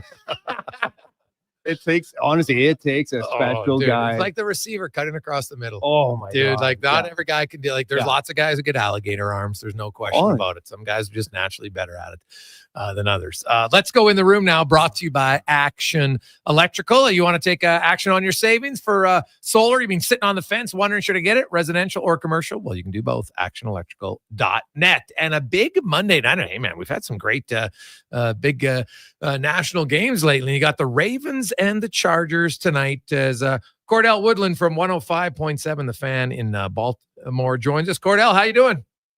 Hey, what's going on? Thanks for having me. Hey, man, this is shaping up to be quite the game. The Ravens, of course, coming off a tough loss to the Steelers, and then you've got the Chargers who having their best season in a while. Two quarterbacks who go about it a little bit differently. Of course, Lamar is one of the greatest scrambling quarterbacks the game's ever seen, and more of a pocket passer a little bit in the Chargers. Let's start with the secondary of Baltimore, and that's being their Achilles heel. They've had to score so many points because they can't stop any. Are they going to how can they game plan against this Charger team? Are you expecting the Chargers to 45, 50 pass attempts tonight? Well, it wouldn't surprise me. I mean, the Ravens are the best rush defense in the league, so teams just simply can't and don't run the ball on Baltimore for the most part. So they have been exploited a lot on the back end and specifically in the middle of the field, which is even more alarming tonight with Roquan Smith, the middle linebacker for the Ravens, is looking like he's not going to play tonight. So that's going to be a huge blow for the Ravens. You'll probably see Malik Harrison, maybe some Chris Board try to fill that spot for Roquan. But Roquan not being there brings a lot of question marks for what this defense could look like. I think talent-wise, nobody really on the Chargers scares me. I mean, I think Ladd McConkey is having a solid rookie season. He's made some plays. Quentin Johnston, he's kind of a straight shooter. He can make plays down the field, some contested balls. And Will Dissly, I think you'll hear a lot of his name tonight in the middle of the field because that's just been the Ravens' Achilles heel. But I think the Ravens should be able to match up with these guys one-on-one for the most part. There aren't any major threats at the wide receiver position outside. Like I said, those guys, they make their plays, but I think the Ravens have the guys to be able to match up one-for-one with them. We'll see how they play. As the Ravens usually play a lot of zone, and they struggled as a whole defensively. I just think that tonight we'll see that defense step up and possibly build on a good game that they had against Pittsburgh. Why? Because, last year they went from one of the best defense, if not the best defense in the league. And obviously their defensive coordinator leaves. Was he that important to this team? Like, how can their defense go from that good to this bad? Is it too easy to say the D coordinator, or should we put a lot of respect on his name that he obviously knew how to get the most out of his group? Well, I think that's a part of it. It's never just one thing, right? And I think Mike Macdonald leaving, to your point, I thought he was the best defensive coordinator in football last year. The Ravens were a Triple Crown winner on the defensive side of the ball, and he leaves. He goes to Seattle, takes that head coaching job. I think it was just a lot of changes on the defensive side of the ball in general. Look, they lost defensive line coach Weaver. He goes to Miami. He's the defensive coordinator out there. They lose Wilson, Denard Wilson, who was their DB's coach last year. And I think really he may be the biggest loss next to Mike McDonald coaching-wise. You look at Denard Wilson throughout his career. A couple of years ago, he left Philadelphia to go to Baltimore. Philadelphia had a horrible year last year in their pass defense. They bounced back this year, but last year they were terrible. The Ravens had one of the best. Denard Wilson leaves.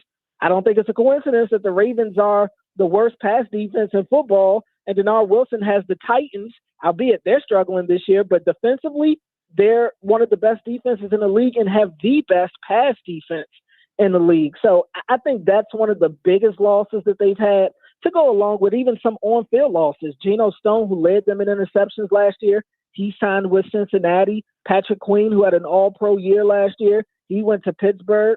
So I think it was and Jadeveon Clowney, who led them in sacks last year. He went to Carolina. So they're missing a lot on the field, and I think on the sideline as well.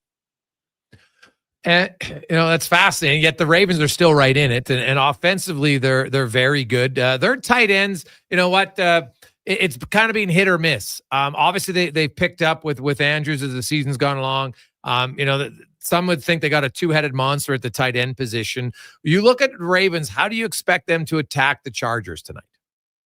Yeah, the Ravens offense is kind of a tough one to figure out because you just never know who the guy is going to be that week. Lamar has kind of called them the pick your poison type of offense because you got to figure out what to stop and who to stop because they have so many options, and the tight ends are just one of those areas where they have a couple of guys to choose from with Mark Andrews and Isaiah Likely, who are both studs in their own right. Isaiah Likely last week, he was the guy out of that group. And, it's tough to know who it's going to be this week. I think for the Ravens, you're going to see them kind of try to stick to the things that they do best, which is obviously run the ball. But Lamar will throw the ball and he'll spread the ball out more than he has really throughout his career. So it's a good problem to have for the Ravens when you have this many options to choose from, because there was a time where they didn't have a lot of different options to throw the ball to. Right now they do, and the tight ends, they're blessed to have two really good ones that they could throw out there. And really, Charlie Kohler has made some plays in the past game at times as well also. Cordell, Connor Halley here. John Harbaugh obviously taking on his brother Jim in the Harbaugh Part 3. The Ravens got the win in the Super Bowl in their previous meeting while he was with the 49ers. But just how much of a storyline has that been this week when it comes to Harbaugh speaking to the media, taking on his brother? Yeah, I mean, it's definitely been brought up. It's a cool situation to be in for sure. I mean, not a lot of people have been able to say that they have gone up against their brother, on the other side, coaching wise, playing wise, or, whether it's their brother or just any family member. So it's definitely a cool thing. And both of these guys have had so much success throughout their careers. I mean, you mentioned John beating Jim in the Super Bowl, I think 10 years ago at this point. Jim obviously coming off that national championship out at Michigan last year. Jim has had plenty of success in his days as an NFL player, as an NFL coach as well. John has coached a lot of Hall of Famers and has, been the head coach for a lot of good teams, including the one he has right now. So definitely something that, they're proud of, no doubt, just talking to John and their family, their parents. They won't be at the game today. I believe it's their parents' anniversary today as well. So they'll actually be watching the game at John and Jim's sister house because it's just too much for them to bear, I think, to be there. A lot of stress, which I can't even imagine for those family members, but definitely a cool thing to be a part of. Away from this game, I've seen a few reports out there that the Baltimore Ravens could be the favorite to bring in former Giants quarterback Daniel Jones. Do you think there's any truth to those reports?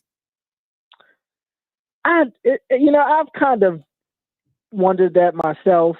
I haven't found there to be any concrete evidence that that's what they're going to do, but the Ravens have always been very tight-lipped about their moves. I don't think that Daniel Jones is somebody that the Ravens feel like they need. Now, granted, in the preseason and the offseason, one of the talking points around this Ravens team, at least locally, was their need to upgrade at the backup quarterback position because Josh Johnson, God bless him, he's 40 years old. He's been in this league forever. I just don't think he's somebody that you can rely on if you need to win games, especially at this point of the year if you're the Ravens. In the same breath, I can't say that you can rely on Daniel Jones to win you games at this point of the year either. So I look at this as the Ravens want nothing more than that comp pick that comes with Daniel Jones. Once he comes with the team and he goes and he decides to go to another team after this season, whoever had Daniel Jones last will get a comp pick for him. And the Ravens love their comp picks. They love to build up on draft capital as best as they can. So I think that would be the driving force. But in terms of on the field, I just don't see it. Well, what about salary cap? They got the room to fit him in? Well, they won't have to take the salary that he had with the Giants because he just cleared waivers today. So everybody will get him on the vet minimum. Yeah, okay. He's a vested vet. He cleared the waiver. Yeah, okay. So that makes sense. And I look at the Ravens overall and more so the Steelers. And you just saw them play. The Cincinnati Bengals, man, Joe Burrow, if their team was better, Joe Burrow would probably be the leading candidate. If they make the playoffs, he still might win the MVP because he had an unreal year. But, that division's super tight. Are you surprised at the Steelers and how well they're playing? Honestly, I'm not. The Steelers were my favorite to win this division coming into the season just because it starts defensively with them. Their defense is elite. And I think we're seeing that as the year goes on. I mean, they just held the Ravens, who have the top offense in football. They held them to 16 points last week.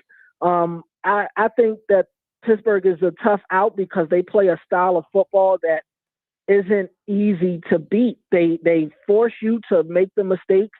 They aren't worried about lighting up the scoreboard. They lean on their defense. They lean on their run game.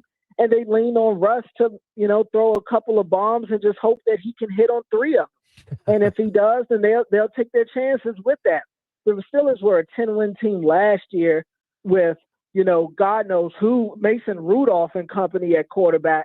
They actually, built up that quarterback room going to get Justin Fields, going to get Russell Wilson. And look, neither of those guys are necessarily great at this stage of their careers, but they're an upgrade from what they had. So there's a standard in Pittsburgh similar to Baltimore. And I think Mike Tomlin just does such a good job getting those guys ready to play that they didn't need much to really take their season to the next level. Now, can this team represent the AFC? I'm not ready to go that far, but definitely in terms of the division, I could see them winning this division for sure. Awesome, man. Thanks so much, Cordell, for the rundown. Enjoy the Monday Nighter. Thanks for having me. Cordell Woodland, great rundown for the Ravens and the Chargers tonight, Connor Halley. So McConkey is playing. So we'll see. Honestly, we could have the over-under on 40 pass attempts tonight for the Chargers. I'd still take the over. Against that pass defense, how can you not? Yeah, I mean, and I guess the skeptical Charger fans would say Greg Roman loves to run the football, but the Chargers have opened it up over the last couple games here. Last week against the Bengals, Justin Herbert attempted 36 passes. So just because there's the history of wanting to establish the run, you're going to be kind of foolish if you're just only going to run the ball against a team that thrives stopping the run. You got to throw the ball.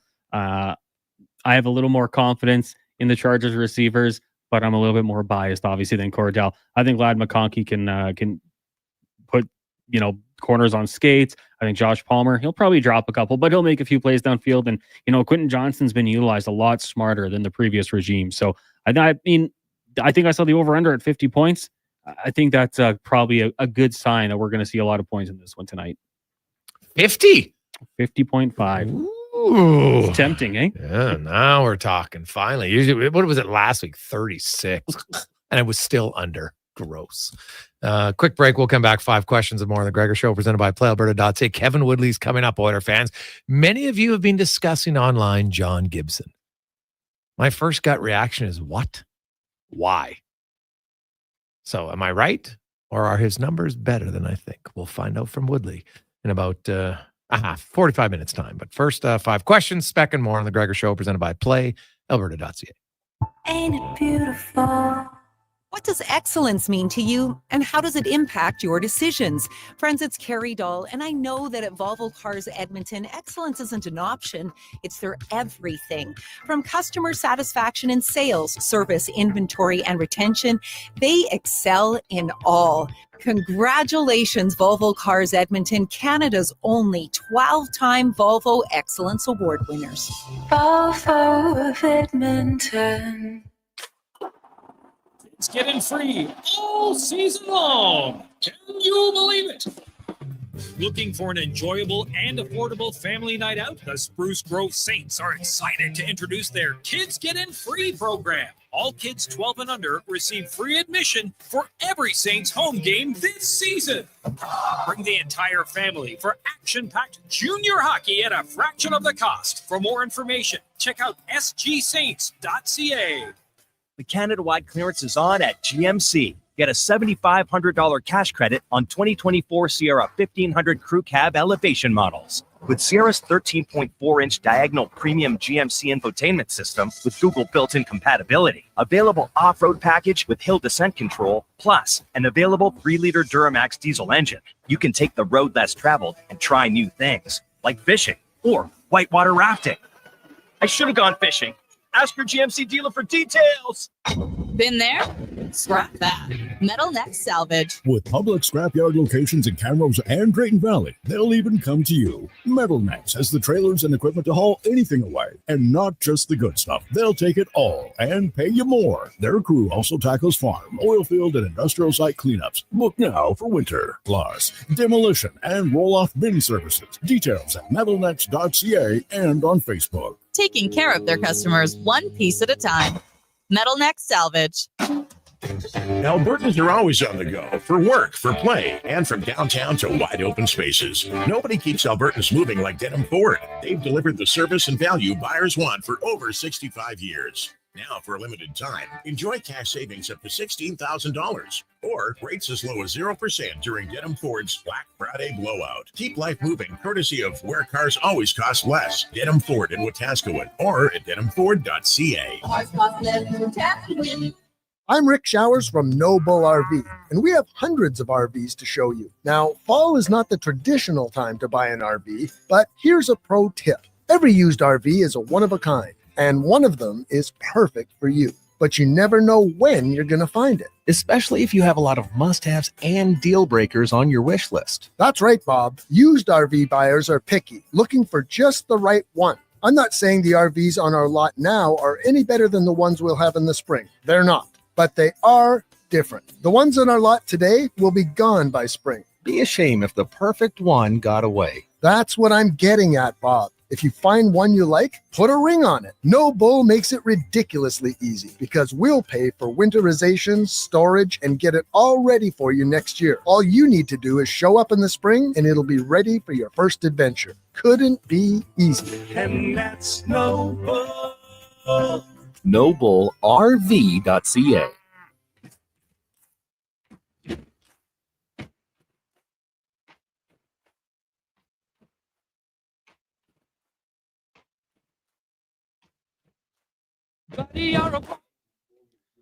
Portions of this hour brought to you by Cantork. We offer sale, rental, repair, and calibration of hydraulic, pneumatic, and battery-powered torque wrenches, stud tensioners, and flange maintenance equipment. Order today at cantork.com. The Jason Gregor Show, the best of Edmonton sports talk and beyond. This is Sports 1440. Presented by PlayAlberta.ca, Alberta's only regulated online gambling website.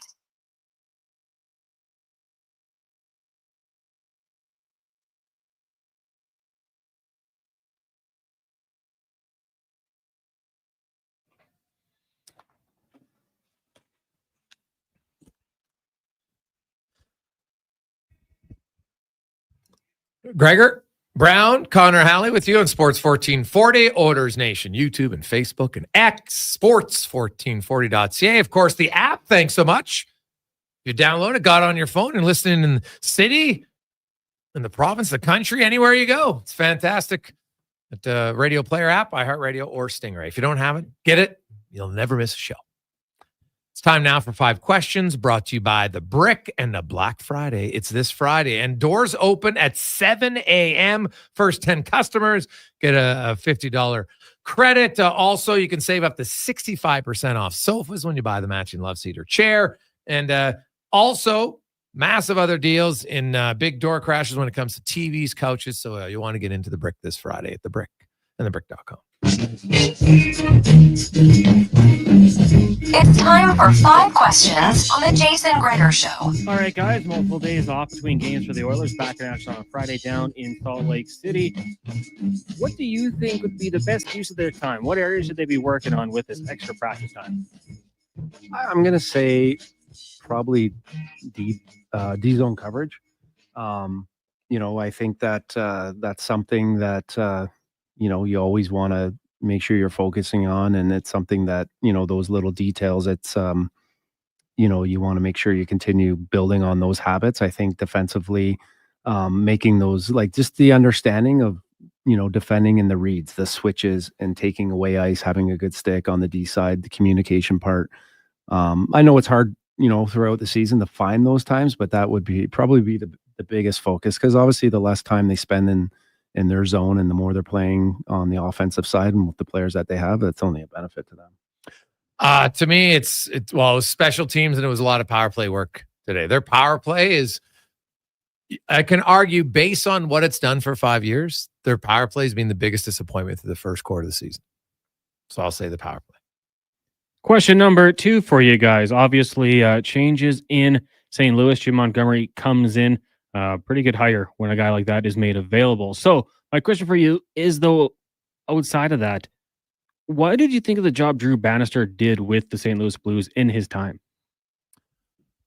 Well, what did he coach? I think a total of 76 games and 139, so just above 500. He was okay. I don't think the Blues have a great roster, so I don't think Drew Bannister crushed it and got way more than you'd expect out of his team, and I don't think he was a massive failure by any stretch as far as, wow, I can't believe they didn't win way more games. He was what he was, and obviously you don't know the ins and outs of it.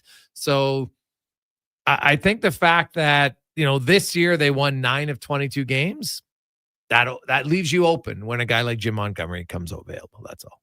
I think that's exactly. I think he did a pretty good job. I just think it's about opportunity, and Armstrong seeing that Montgomery, and he seems to be a good coach with a good record, became available, and Drew became the victim of the fact that they just didn't have the record that they were hoping to have, and it's obviously easier getting rid of a coach. But man, is that impressive for a coach to go from one team to another team that quick? How amazing is that? Last week he's wearing a Bruins hoodie, and now he's wearing a St. Louis hoodie. I just can't believe the turnover and how quick that is. Question number 3 for you guys. Obviously, we've got the head-to-head John versus Jim Harbaugh then on Monday Night Football. When you think of the greatest families, brothers, when it comes to coaching, who would be the top of your list? Go ahead, Gregor. Oh God. Well, it's hard to, honestly, it's kind of hard to beat them. I'm trying to think who else would there be. You had the Ryans. I'm trying to think off the top of my head. The Sutters coached a lot, right? Yeah, I guess family. Are we just talking football or talking any sport? Go any sport. Any sport. Yeah, I probably have to go the Sutters, right? Daryl had a pretty successful career. Brian, pretty decent coach, demanding, no question. But yeah, I'll go with them. Yeah, I was going to say the same thing. It's pretty amazing, the fact that you can make it to the NHL as a player and then do the same as a coach and obviously have, a ton of success doing it. That's and Brent, I forgot him. Brent, pretty good coach too. Yeah, so that's pretty impressive. Question at number 4. Over the weekend, I did stay up to watch the F1 race in Las Vegas. I know some people don't love it, the purists, but the casuals like me think it looks quite nice, and I'd love to go see it one day. If you guys could go watch any motorsport event live, which would you choose? Yeah, I'm not a huge race car driver enthusiast. I've been able to see the Indy in Toronto, and it's quite impressive. But the biggest thing, I mean, not only the speed, but just how loud they were was quite amazing. But I'll go with the 24 hours of Le Mans. Just the balance between the speed and the endurance. Well, if I'm going to a motorsports event, I would probably want to go to the Indianapolis 500 just for the history of it. It's like the Masters of golf, I would think. So I'll say that. Final question. Today is shopping reminder day. I think it's just to let people know, Christmas will be here before you know it.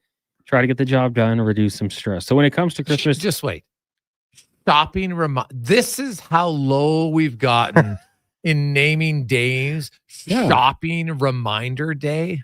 Oh my goodness. Well, I could have gone with no, it's not you. Some other it's ones. The people that come up with the name.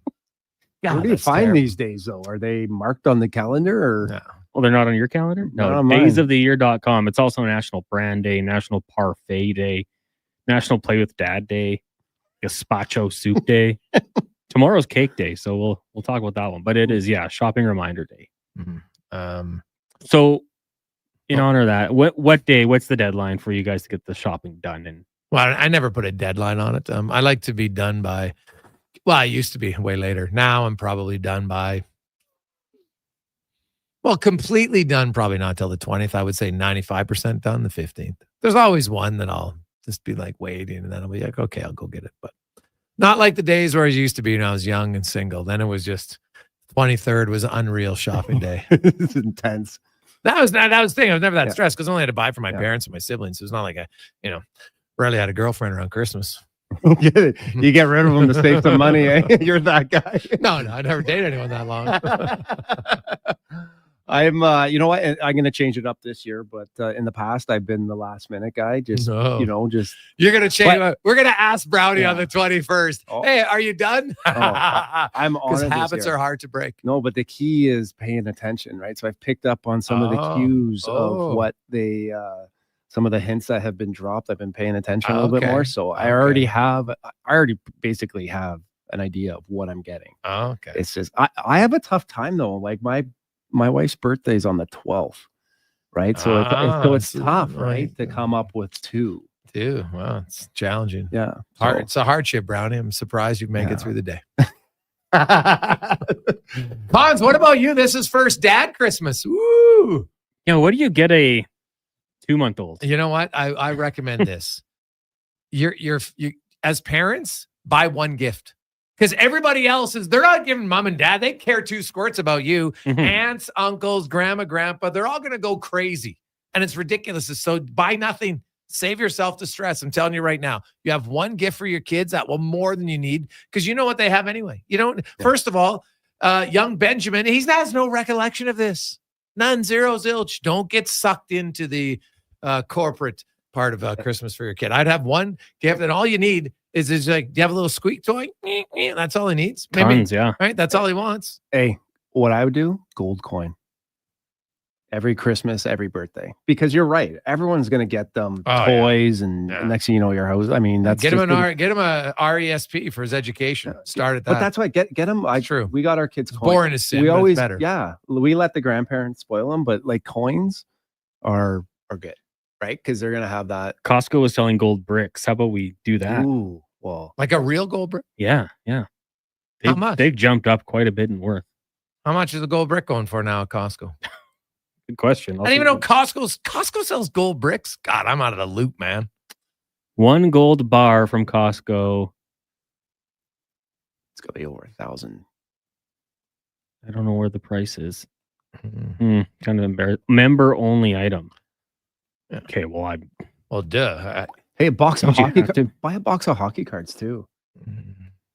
No, like I got Ovechkin and Crosby's rookies. Not their card. I have a box, unopened box. So I started. So you don't know what's in it. I don't know what it's in it. I mean, at the time, now looking back, I mean, I thought it was cool. What I started was getting my son the top athlete. So like LeBron James. I bought a LeBron James rookie card. Okay. I thought that was kind of neat. And you bought him a LeBron James rookie card? Yeah. and I got a whole bunch of boxes each year. I'd get you're a big boxes. collector of those. Nice. Yeah. And I you've think never opened it. Never. See? And when he was younger, He wanted to open. and I had him on the highest shelf. Like that's like the worst dad gift ever. Hey son, here's some hockey cards. Oh great, can I open them? No, you can't open them. What are you doing? Sit your ass down.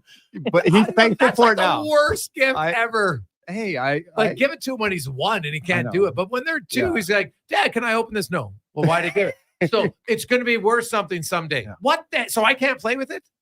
The kid walks away. He's like, my dad is. But I would buy him a cheap couple packs here and there, right? yeah. We still do that to this day in his stock, and he still gets cards. I just took a Connor McDavid in to get what do they call that when they get them appraised or appraised? Yeah, but like value, authenticated. Yeah. Okay.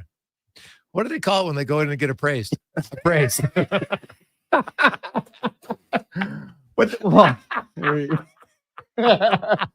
But they go like you can send it, I think, to like I forget what they are.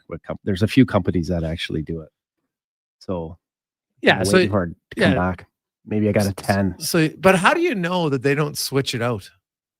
I was actually wondering the same thing. I don't even know who the guy is. Yeah, I just gave him my card. Send me your card. Gave him my and card I'm going to tell you what it's worth. Literally. So here's Bob takes the card. Geez, this one's a one of a kind. I'll take this one. I'll keep this one. Look at this one, Brownie. Yeah, this one's worth $100. You're like, oh, great, it's worth $100. Meanwhile, you just gave the guy one worth 10 grand. Yeah, that's true. I don't even know the guy. I just brought it in. It's quite the racket those guys got going. That's genius on their part. Genius, I tell you. Now they're going to tell you, no, Gregor, we would never do that. Oh yeah, are you videoing it? Me knowing when you get it in the mail? Although you can't even ship it to him now. There's no mail. Yeah. Any update on that? For Christmas, that'll be tough, man. How do you get? How do you get letters to Santa? It's a big deal. Oh, and the post strike. Yeah. It's a big deal. I wonder if those little elves can take it to him. Maybe ship it. Yeah, you know what? Postal's closed, but the elves, maybe they can do it. We'll see. Brownie, that's 2 hours. You're I'm hot. You're off. I'm hot. Yeah. Awesome. We'll see you next week, buddy. Thanks, guys. Let's get to the con man. Sports 1440 update brought to you by your Alberta GMC dealers. Stop in right now at gmcoffers.ca. Even better is where you can go because the Canada-wide clearance is on. For a limited time, get a $7,500 cash credit on a 2024 Sierra 1500 crew cab elevation. See more at gmcoffers.ca.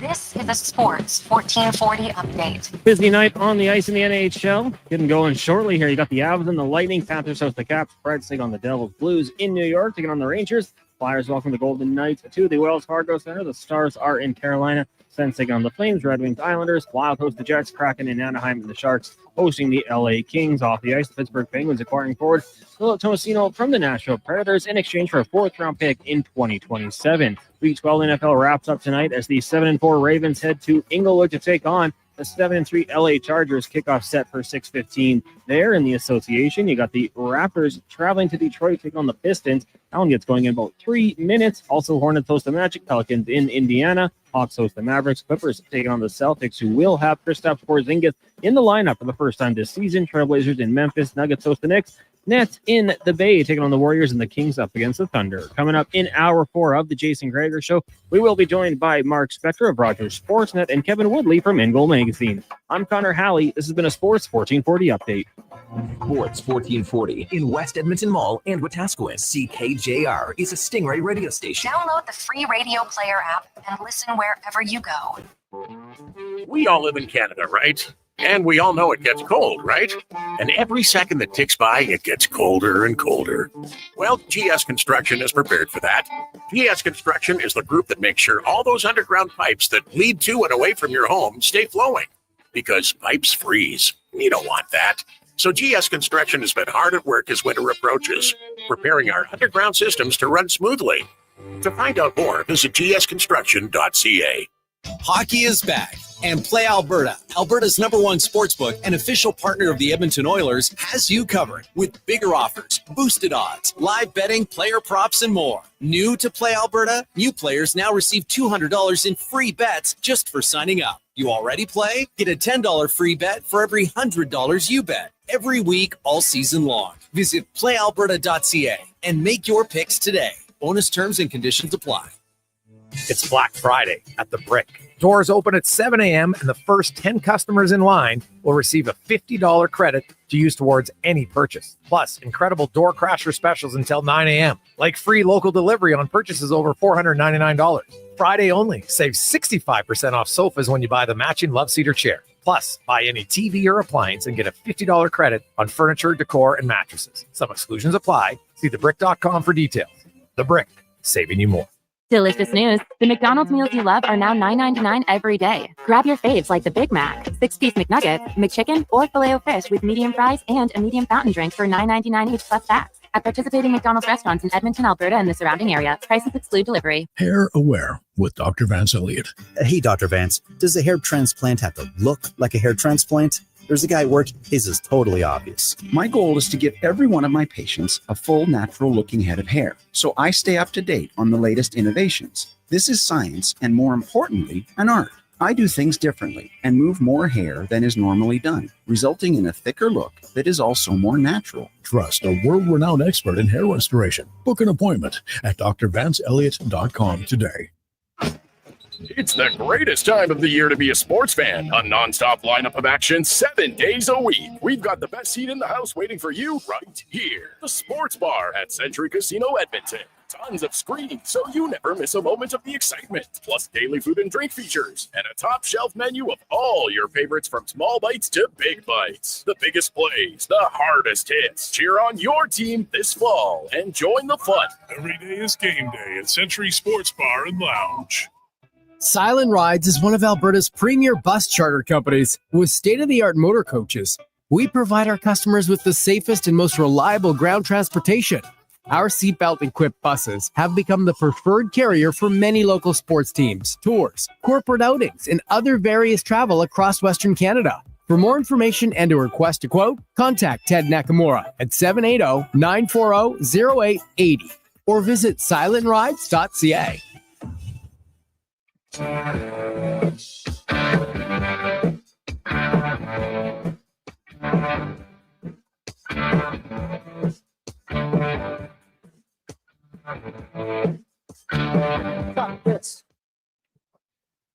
Portions of this hour brought to you by UL. UL.ca is your power play partner with a new website that puts the power in your hands with 24/7 ordering and shipping within Edmonton and across Alberta. Score an account today at ewel.ca. The Jason Gregor Show, the best of Edmonton sports talk and beyond. This is Sports 1440. Presented by PlayAlberta.ca, Alberta's only regulated online gambling website.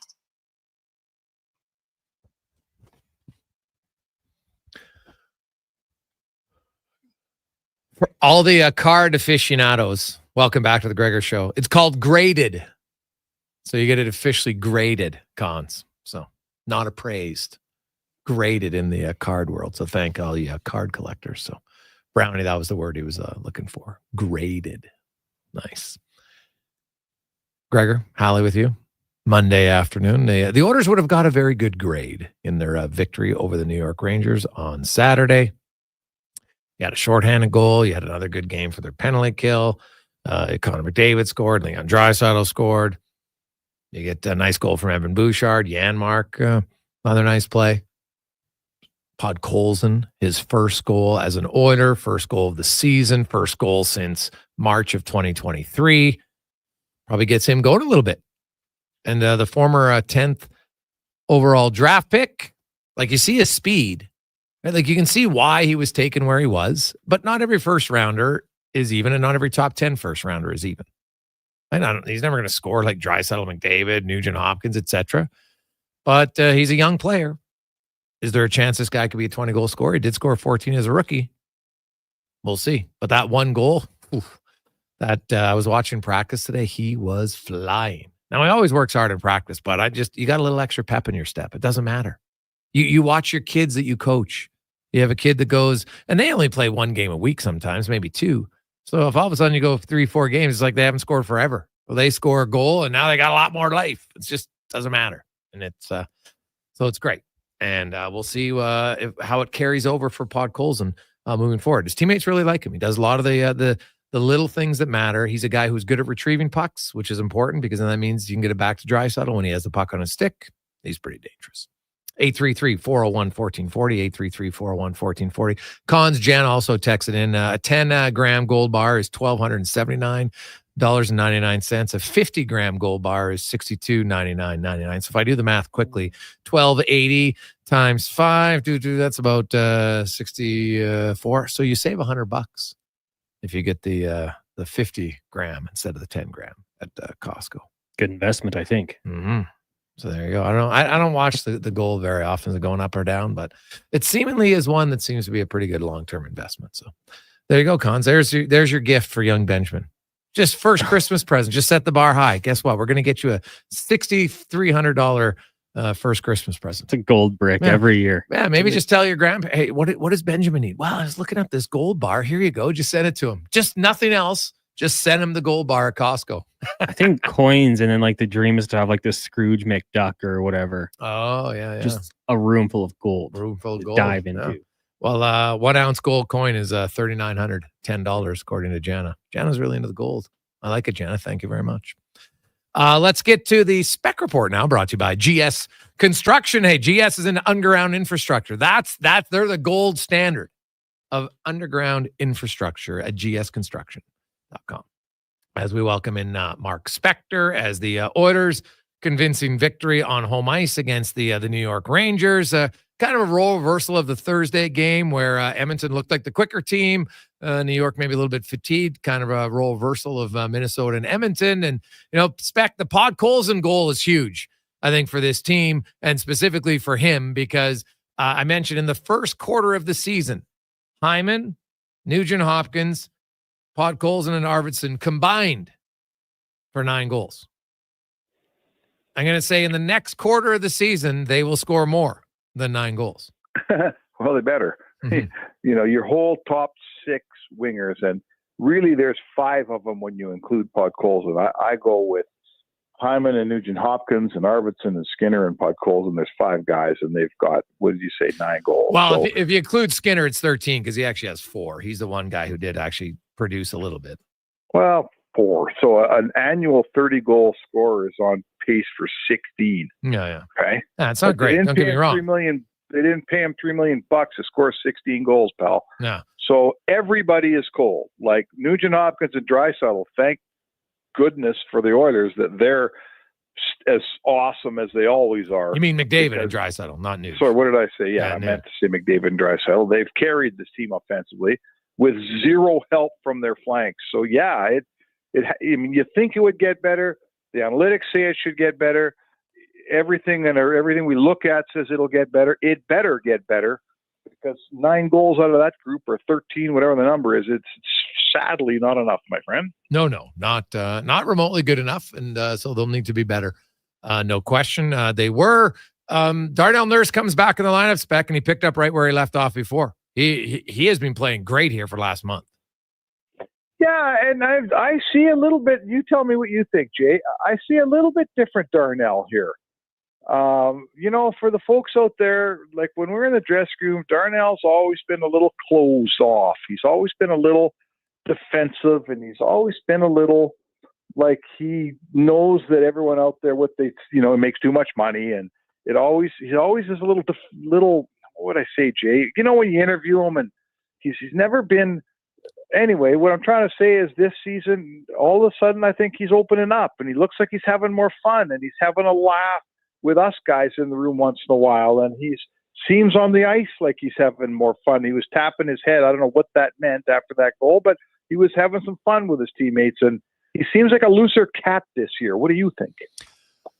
I think there's something to be said about that. I think I'm probably wearing a guy, you put a lot of pressure on yourself, number one. And, you heard it a few years ago. He's like, hey, anything goes wrong, it's always Nurse's fault. And it's valid, right? Like Nurse is playing well right now. And you don't nearly see as many people commenting about how well he plays. All the negative guys just say nothing and they wait till he makes one mistake. And then they'll be like, see, there's one mistake. And then, so that means all the other good plays. And it's unfortunate, but a lot of people who bag on a guy, they don't want to ever admit that, oh, geez, maybe he wasn't as bad as I think he was. And there was times where Nurse didn't play well. That's human fair. Nature. Yeah. You know our business. If you're running the call-in show, Jay, and you've done that in your past and sometimes now, When the team loses, the board lights up. When the team wins, you're begging for calls, right? That's just how it works. So people want to talk about Nurse when he's bad, but I think they should. You're right on that, man. Should spend more time talking about him when he's good, because he's been good all year long this year. Yeah, he's I'm him and Kulak. It makes a big difference for their team. And then, Bouchard scores that goal against the Rangers. There's not many defensemen that can score that goal. Let's just call a spade a spade. Like, you look at his last 2 goals he scored, and he's got a forward like 35 goal scorer finish from in tight. Like, that's like that shot in the slot where it takes his time, patience, rips her top shelf. Dude, there's not how many forwards on the Oilers can make that shot? 4? Yeah, not enough. Right? Like, there's just not many. It's a hard shot to make. And so I give him credit there's days when Bouchard will make you want to pull your hair out, but the thing is, then that's fine. But then you have to recognize when he makes plays that very few guys can make, that's what makes him special. Well, let's ask ourselves then if this is, what do they call it? The reversion to the mean. Like, I want to say that in the Minnesota game that they lost, they got 3 lucky goals. Right? We don't talk about it much because they lost the game, but they got 3 lucky goals that they haven't been getting. The goal from center ice, 2 goals off of Minnesota players and in. So, yeah, they were brutal in that game, but the luck started turning their way. Then they play the Rangers, and, Bouchard's a great example. You've chronicled how the guy that always was so good at getting the shots through has been getting everything blocked.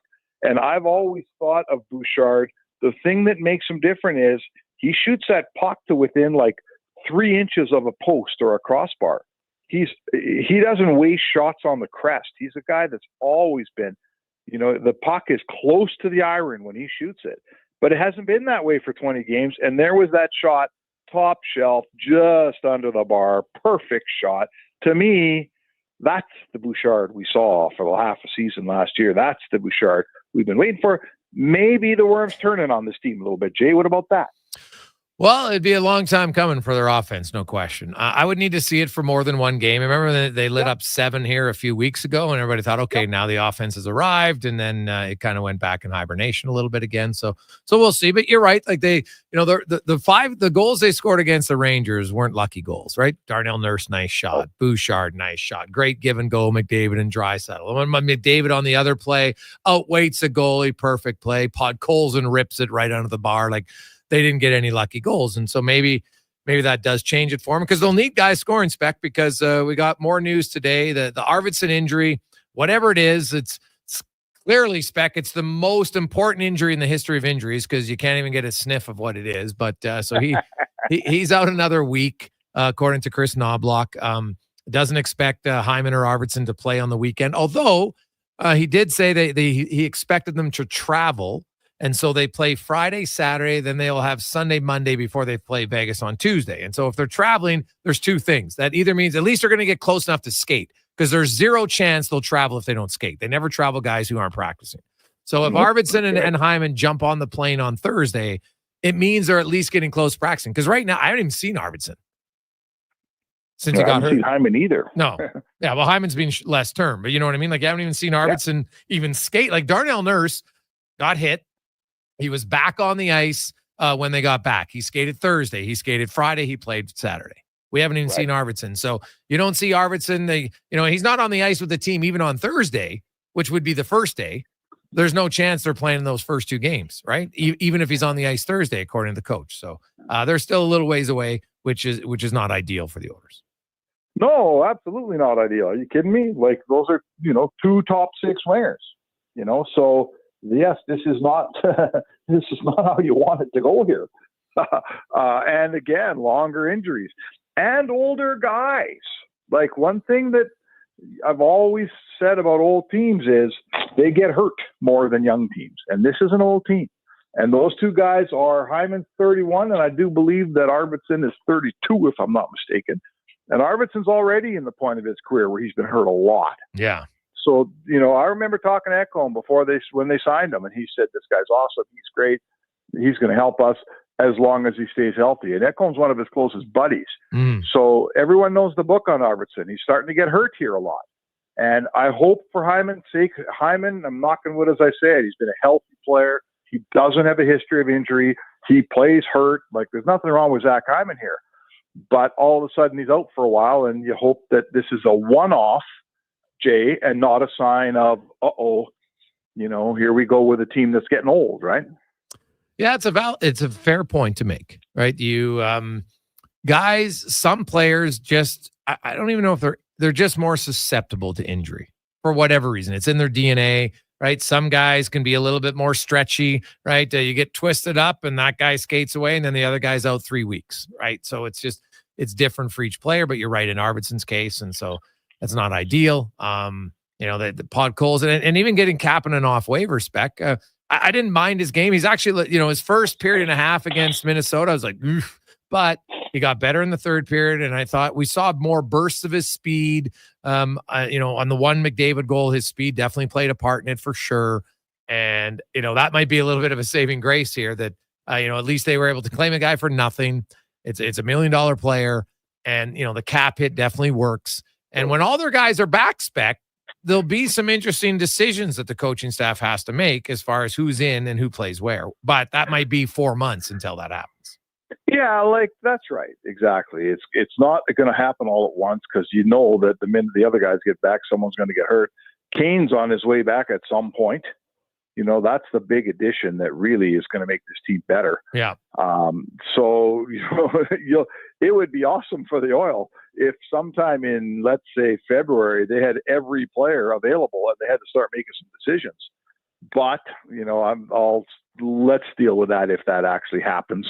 There's probably going to be one guy on the IR the whole, at all times. But for sure, there's some good players not playing for this team.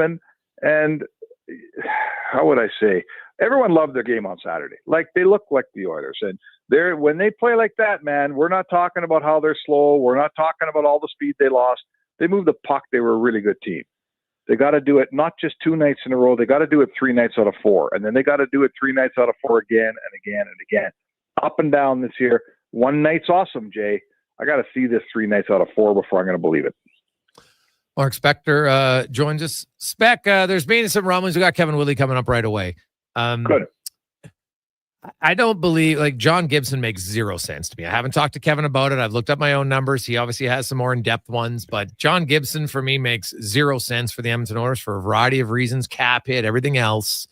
Where do you come out on John Gibson or even the need for the Oilers to look for a goaltender? Here's the deal. They are not getting a new goalie unless Skinner is awful at the trade deadline. Skinner gets 60 games. Right? Everyone's out there freaking out about the goaltending. Oh, we need a new goalie right now. Skinner is 26 years old. Is he a third-year NHLer or fourth year? Third year. Third-year NHLer. The last thing this organization is going to do is give up on the goalie and trade him away. And, maybe if the trade deadline came and everybody said, man, he just ain't getting it back here. He's not finding it. Yeah, they'll go out and they'll find a guy for the last 25 games in the playoffs. But John Gibson's not showing up in town next week. It is not happening. And I'd ask you, does John Gibson want to play somewhere else? He's been sitting in Manhattan Beach for his entire career. You think he really wants to come up to Edmonton and play? He hasn't moved yet, Jay. No. Why do we think he's going to move now? But even if he wanted to, I wouldn't want him. I don't see how he's the answer for me. He's old, hasn't played in a competitive team for forever. He hasn't had good numbers for the last few seasons. He's got a terrible team in front of him. Yeah, but I even compare his numbers to the other guys on the team. That's how I go by. Okay. Right. And the guys in San Jose too. Yeah. Well, San Jose, sure. But to me, he is there's not a lot. Now that's why I got Kevin coming on, because he digs into it more than me, but I don't see how John Gibson is the answer to the wall. I don't even think they have goaltending woes, to be honest. People need to calm down. Yeah. It's comical to me how many people want to just throw out Stuart Skinner. Yeah, it's so moronic to claim you can't win with him when he just won 3 series for your team and went to Game 7 Stanley Cup final. It's the totally most just absolutely. If you want to show someone your lack of understanding of sayings or hockey, then blurt out, you can't win with Stuart Skinner. It's so foolish. I'm with you, man. Look, he hasn't, there's no question he has to play better.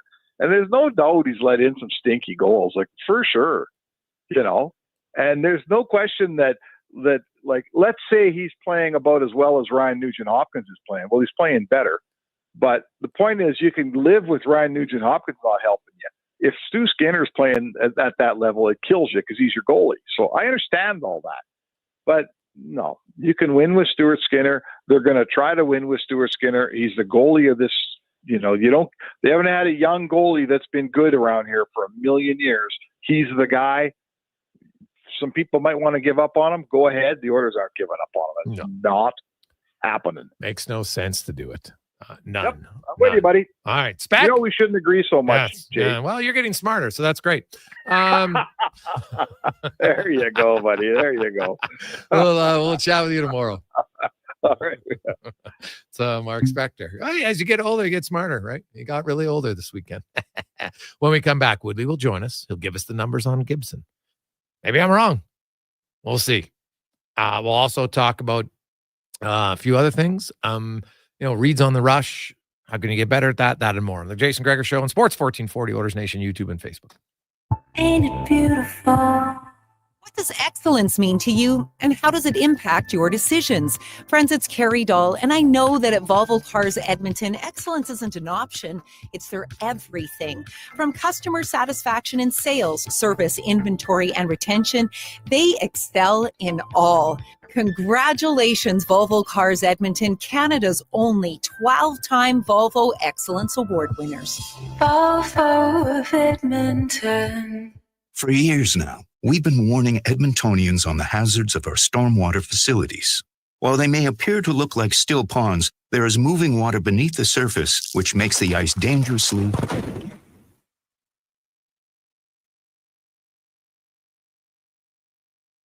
The unpredictability of stormwater facilities makes them treacherously unsafe for all winter activities, even walking. Mark Spector, so think twice. Spector Don't go as on the ice. on home ice against the New York Rangers. Saturday, 6 p.m. till midnight. Don't miss the 70th annual Kinsman Radio Auction. The Kinsman Club of Camrose invites you to join the fun and support their largest fundraiser of the year. Bid on a huge selection of items donated by generous local businesses. All proceeds will help the Kinsmen serve our community's greatest needs. The Kinsman Radio Auction. For details, find them on Facebook. You can also join the bidding in person this Saturday night. Main Street, Camrose, corner of 50th and 50th in the former Just For You building. Some places offer small Black Friday sales, but at Wolf GMC Buick, we go big, baby. All in-stock 2024 models are on sale. Get 0% financing up to 72 months on the amazing GMC Sierra Half-Ton. Employee pricing on 2024 GMC Sierra Heavy Duties and Yukons. 0% financing on Buick Encores. There's even more. Get a limited time offer of up to $1,000 Black Friday bonus on in-stock GMCs, Buick SUVs, and pickups. Wolf GMC Buick, seconds from the Anthony Henday. Get it now, because these deals are on for a very limited time.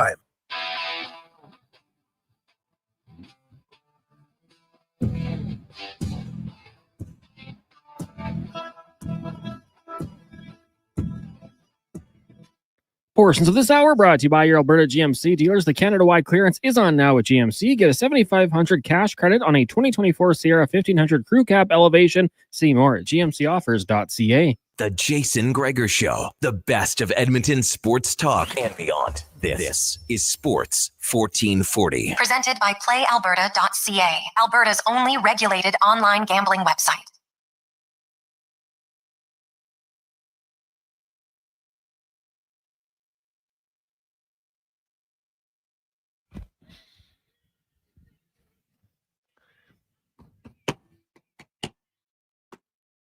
$5:27. Welcome back. Jason Gregor, Connor Halley, Sports 1440. Sports1440.ca, Oilers Nation, YouTube, and Facebook, as always, presented by PlayAlberta.ca. Thanks for watching. Get in the game, PlayAlberta.ca, and use the promo code Gregor50, and you'll get a free $50 play this month of November. Let's go around the NHL, brought to you by McDonald's. And guess what? $1 coffees. That's right. They lowered their price. If you're a coffee fan, starts at $1 now. The great tasting McDonald's coffee, only for $1 at local stores.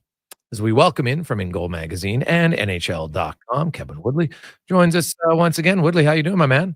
I am good. I'm evidently, I listened in on the end of that last segment. I am evidently better than the angst around Oilers goaltending. Yeah, well, I don't think there's some. I don't think it's everybody. I'm a believer in Stuart Skinner. I think he's shown lots of great stuff in his first 2 seasons in the NHL. Does he have a few games, a few goals you'd like back? 100%, as there are lots of goalies around the league. But John Gibson's name has come up here. Dostal's played great in Anaheim. So, Kev, I know I warned you. I said, hey, I want you to look up Gibson's last few numbers. Because if I look at and I just compare him to other Anaheim goalies in that time, and he's got some of the worst numbers. So where are you on John Gibson, and how much do you think he has left, and how much can he help your team? I am dying to see John Gibson on a good team because I do believe there's a goaltender there. But when you combine the 6, make no mistake, Jason, they've been trying to move him for a while now. Yes. All summers. I think it's 6.4 for 2 more seasons, this and next. And that becomes problematic when you're a team with the cap concerns of the Edmonton Oilers. So his numbers actually in the last, kind of got to split it. He's been in the league a long time. So from 2022, so 22, 23, 23, 24, and the start of this season, so 2.5 seasons, he's below expected, but not by much. He's 0.6. If you go back to the 4 seasons before that, from 2018 to 2022, he's right around expected. So basically delivered league average goaltending in that stretch, which is not what you're paying for at $6.4 million. But, mid-pack, actually better than that. 59th out of 134 qualifying goaltenders in that stretch. And in the last 2.5 seasons, it's a little lower, 78 out of 112. So I think that the circumstances in Anaheim, because there was a long period in there where they weren't horrific defensively, but they couldn't score. And so the expectations were 1 or 2 was 1 or 2 too many. And that's a really tough way to play goal. They've had periods where they've been better defensively, and he's put up better numbers. On the whole, there's been some really good stretches for him. On the whole, he comes out just slightly below expected. And while that's an upgrade on what the Oilers are getting from their goaltenders right now, is it the kind of thing you're willing to pay $6.4 million for? Now, when I dig a little deeper into the numbers, the one thing John Gibson gives you is no bad goals. I shouldn't say no, but not very many. Well above expected on clear-sighted shots. So if you give him easy looks, he does not make a lot of mistakes. Where he's gotten killed, if you dig into the micro stats, is on lateral plays, slot line plays.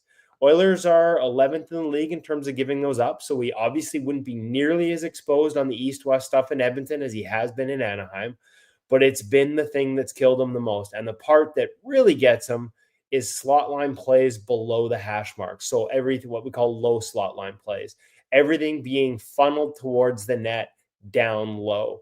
In the last 2.5 years, it's actually his biggest red flag. It's 17 goals below expected on low slot line passes alone. In the previous 4 seasons, 19 below expected on low slot line passes. And what that says to me, as much as he's a goalie where you've heard me talk about there's a feel and flow element to his game in the past, they've really been careful that they don't want to lose what makes him special by making him too technical.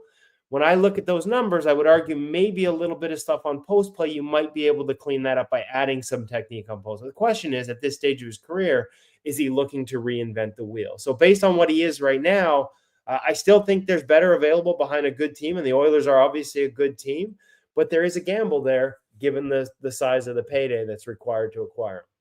Well, I'm guessing now he has 2 years left on his deal. I would think if Anaheim's trading him, they're going to have to retain some salary. No one's biting on 6.4 right now. If it was half, now it's 3.2. Well, that's a different discussion because you're like, geez, for 3.2 million, hey, I'll take it. And if he doesn't dominate, well, we got money. We can find another goaltender. It just, what do you make of the fact of and it's hard to get into the mind of a player, but Anaheim's hasn't been good for a while. And I understand not wanting to go, but the team's been trying to trade you, so they couldn't find a taker. And for the longest time, he didn't want to go, right? He's comfortable there, off ice, everything's good. But, I'm always leery of a guy who got comfortable in a losing situation. Yeah, that's a fair question, but I don't believe that's the case anymore. I think for the last year plus, it's been pretty clear, at least since the summer, that he would also like a change of scenery, that he sees what's going on there. So I don't know that I want to hang. This is a tough one. The numbers say buyer beware. even though they're not as bad as a lot of the public, analytics on John Gibson, my numbers are a little better. They're not off the charts good, but they're closer to expected. And when you consider what he's been through, the environment, the team, they're not terrible. And I still, when I watch him play, like there's a ton of talent, a ton of skill there. And, you wonder, it is tempting. You sort of, like I said at the beginning, I want to see him behind a good team before he's done to see if all those things that you see on video will add up to better numbers in a better environment. But right now, using the numbers, it's a bit of a tough sell. And obviously the Ducks, where they are as arguably a cash poor organization, at least in terms of the way they run their business, for the longest time, they didn't want to retain salary. I would think there'd have to be a willingness now to make that deal happen. And maybe the rise of Lukas Dostal will make them consider that even more, because it's only this year that he really got to this level. And yet it's really hard because Dostal's given them some of the best goaltending in the entire National Hockey League, and it hasn't really changed who they are as a team. Like they're still bleeding chances. They're still leaning on their goaltenders to save their butt every night. Like it's a tough environment down there. And so a motivated John Gibson, there's talent there, Jason. I know I'm on the fence here because when I watch him, I can see the skill and the numbers, again, not terrible, but still a risk given the salary involved. Do you think he would be an upgrade straight up on Stuart Skinner? He has the potential to be, for sure. Would he be an upgrade right now on what Stuart Skinner has given them this season? Yes. Like the numbers are really bad this season. There's no way for me to, I'm not going to make it up. It's tough. They're near the bottom of the league. When I look at his sort of quality starts from Clear Sight over the last little while, I like the fact that his last 3 games are a great game, and he's only had 2 of those all season. An average game, and he's actually only had 2 of those all season, and a quality start, a quality game, and he's only had 3. So, it's been a tough year. His positive game percentage is 47%. You want to be around 80%. But in the last 3, he's had 7 great quality or average games this season, and the last 3 have all been on that. I think we know what he's capable of. He's trending in the right direction. I would not throw the baby out with the bathwater here, but I'm also not going to pretend it's been a great start because it clearly hasn't. But there's a goalie there. If I'm making a trade, I'm not trading a guy away because he had 10 bad starts to start the season when he just took us to Game 7 of the Stanley Cup Final. It would be idiotic as a manager to be like, oh, this guy took us to Game 7 of the Stanley Cup Final. He had 10 bad starts. I'm throwing him out. It would be no GM in his sane world is going to do that. So when I'm looking at Stuart Skinner, you've seen all his numbers for the last few seasons. You've seen Gibson's for the last few seasons. If you had to pick one today, based on the last 3 years, not 10 games, who would you take? Based on the numbers of the last 2 seasons, I'd probably still stick with Stuart Skinner. Okay. Yeah. And that's kind of what I thought, right? I know. And the one caveat is assuming the Oilers continue to be a team that does not surrender off the rush, because we've had that conversation, right? Sure. Those numbers just aren't. And so I think to me, the question is, I never regarded this when you asked me to look into it. I never thought of it as a replace Stuart Skinner. My question was, are you looking to upgrade on Calvin Pickard? And interestingly enough, he's actually got an 87.5% positive game percentage. His overall numbers are down near the bottom of the league, not much better than Skinner's in terms of adjusted save percentage, but it's largely on the back of just one really, really bad game. The sample size is so small. He's had 6 average games. He's been right around expected, 1 quality game and 1 blown game. And I think the blown game was so bad that it skews his overall numbers. But if you just want league average goaltending out of your backup and that's all you're asking for, he's delivered in 6 out of his 8 appearances, and 7 out of 8. He's 87.5% is well beyond where you want to be. And to get it out of your backup, it's not lights out, but it's league average goaltending. And for what they're paying him, that's not a bad thing. Yeah, that makes a lot of sense. Do you know, and this might be hard off the cuff, how many backups are giving you 87%, average or better goaltending? Oh, that would require me doing a lot of fumbling on the air here live. I don't know if I can. Maybe we'll get that for next Monday on a team by team basis. But yeah, maybe we'll make that a homework. You gave me homework. It's like I'm back in high school. I love it. Homework. Yeah, just kind of be curious because it's always. When you see your goalie, sometimes that's what everybody focuses on, and I understand it. They're fans of the Oilers. But how does it compare? Because I have seen a lot of people say, hey, Like Stuart Skinner only makes 2.6 mil for another season. Like it's a good bargain if he even if he's just above average, right? I understand that they want better from their starter, and I think he's shown he's capable of it, and he's shown he's capable of bouncing back. He did it last year. His bad start, I think, extended a little longer this season than last year.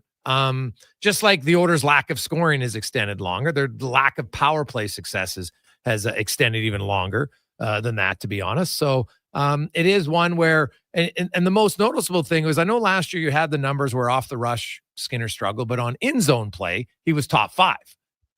Is that trend still there? And do you see that in his game? Like I saw the save he made on Kreider on Saturday night. I don't know if you saw that save or not. He gets across the crease. It looks like it's a goal, and he robs him. To me, that's a great save. And so when people say, well, Skinner can't move laterally, I think he can when he's not. It's funny because when he's deeper in his crease, there's less distance, you've taught us, to go. It's when he takes too much ice off the rush where his lateral is more of an issue, right? Yeah, I mean, in a nutshell, yes. I'm trying to remember and actually pull up that save as we talk here. Didn't get a chance to watch that whole game, but the numbers in zone this year haven't been as friendly. At the end of the day, like there's no way to spin the numbers from this year as positive, right? It just hasn't been a great start, and that includes in zone. Although most of the damage again has been off the rush. I think the one thing, it's playing deeper also gives you a chance to make better reads as well. Like you sort of keep the game in front of you a little bit more. And from what I saw against the Rangers game, to me, from the parts I saw, and I didn't get every moment of it, but the parts I saw looked to me like his best game of the season. Statistically, it was one of his best games of the season. The Carolina game, I thought might have been his best game. Okay, so you know what? Yes, except on the tying goal, he chased wide and almost got back to the middle. But to me, the chase on the first pass that left him vulnerable on the pass back to the middle, I think it was Aho with a one-timer. It's one of those ones where from the outside you look at it and you tip your hat and you're like, oh, it's a great play. But if you look at it, it's like there's just no need to pursue the first one and take yourself out of the net on for the second one. So I might pick a little nit there. At the end of the day, all the numbers need to be better than they have been. In zone isn't as bad as off the rush again, but it isn't where he was last year. And I think it's just been a slower start in terms of getting comfortable and feeling good about his game. And I think the in zone numbers will all come back. Off the rush, I think it is a read element, and that probably needs to improve. I would honestly, I know they lit up Jonathan Quick on Saturday night. And he could honestly, they let him up, Kev, but they might have had 10 goals that game. Quick made some unreal saves, especially in the first period. Yeah, but and like he looks quick and he looks like he's all over the ice and he still looks like the aggressive Jonathan Quick, but look where he is relative to the Blue Eyes. Look where Dustin Wolf and the success he's having at 5'10", listed at 6 foot, is relative to the Blue Eyes. I had this conversation with UC Saros after Saros came back from watching Dustin Wolf get his first shutout here on this most recent road trip. And in Nashville, they're talking about the same thing. Like UC Saros is lifted at 6 foot. He's probably 5'11". Yeah. And he's talking about playing more contained and getting everything inside the Blue Eyes, not just out from the goal line, but sort of always having something inside the post. If you were to draw 2 straight lines up the ice from your post, always making sure that the inside leg is inside those lines. You're never sort of getting outside of that, because we think of depth as vertical out from the goal line, but it's actually side to side too. And I look at the trends and how those guys are playing it, and the irony that they're sort of bucking some of the stereotypes against smaller goalies and the success they're having. Even after Saturday night, Quick's still one of the top goalies statistically in the league this season. And those are not big guys, and they're playing considerably less aggressive, even off the rush, than Skinner, who is a big guy and who isn't as fast side to side as them. So I think that adjustment, you saw it in zone. I think that's when he's at his best, but adding that to off the rush as well is one that I think would, serve him well. And I'm sure they've had this conversation. I don't know if it's just in the moment, in those reads that he pops out and takes a little more ice. I do find it hard to believe that, as much as he worked on his skating, you would make him a skating goalie when it's not, at the top list of his strengths, and that you'd give him that much distance to travel on purpose in some of those situations when we see goalies playing deeper, having more success in the league and smaller and more mobile than he is.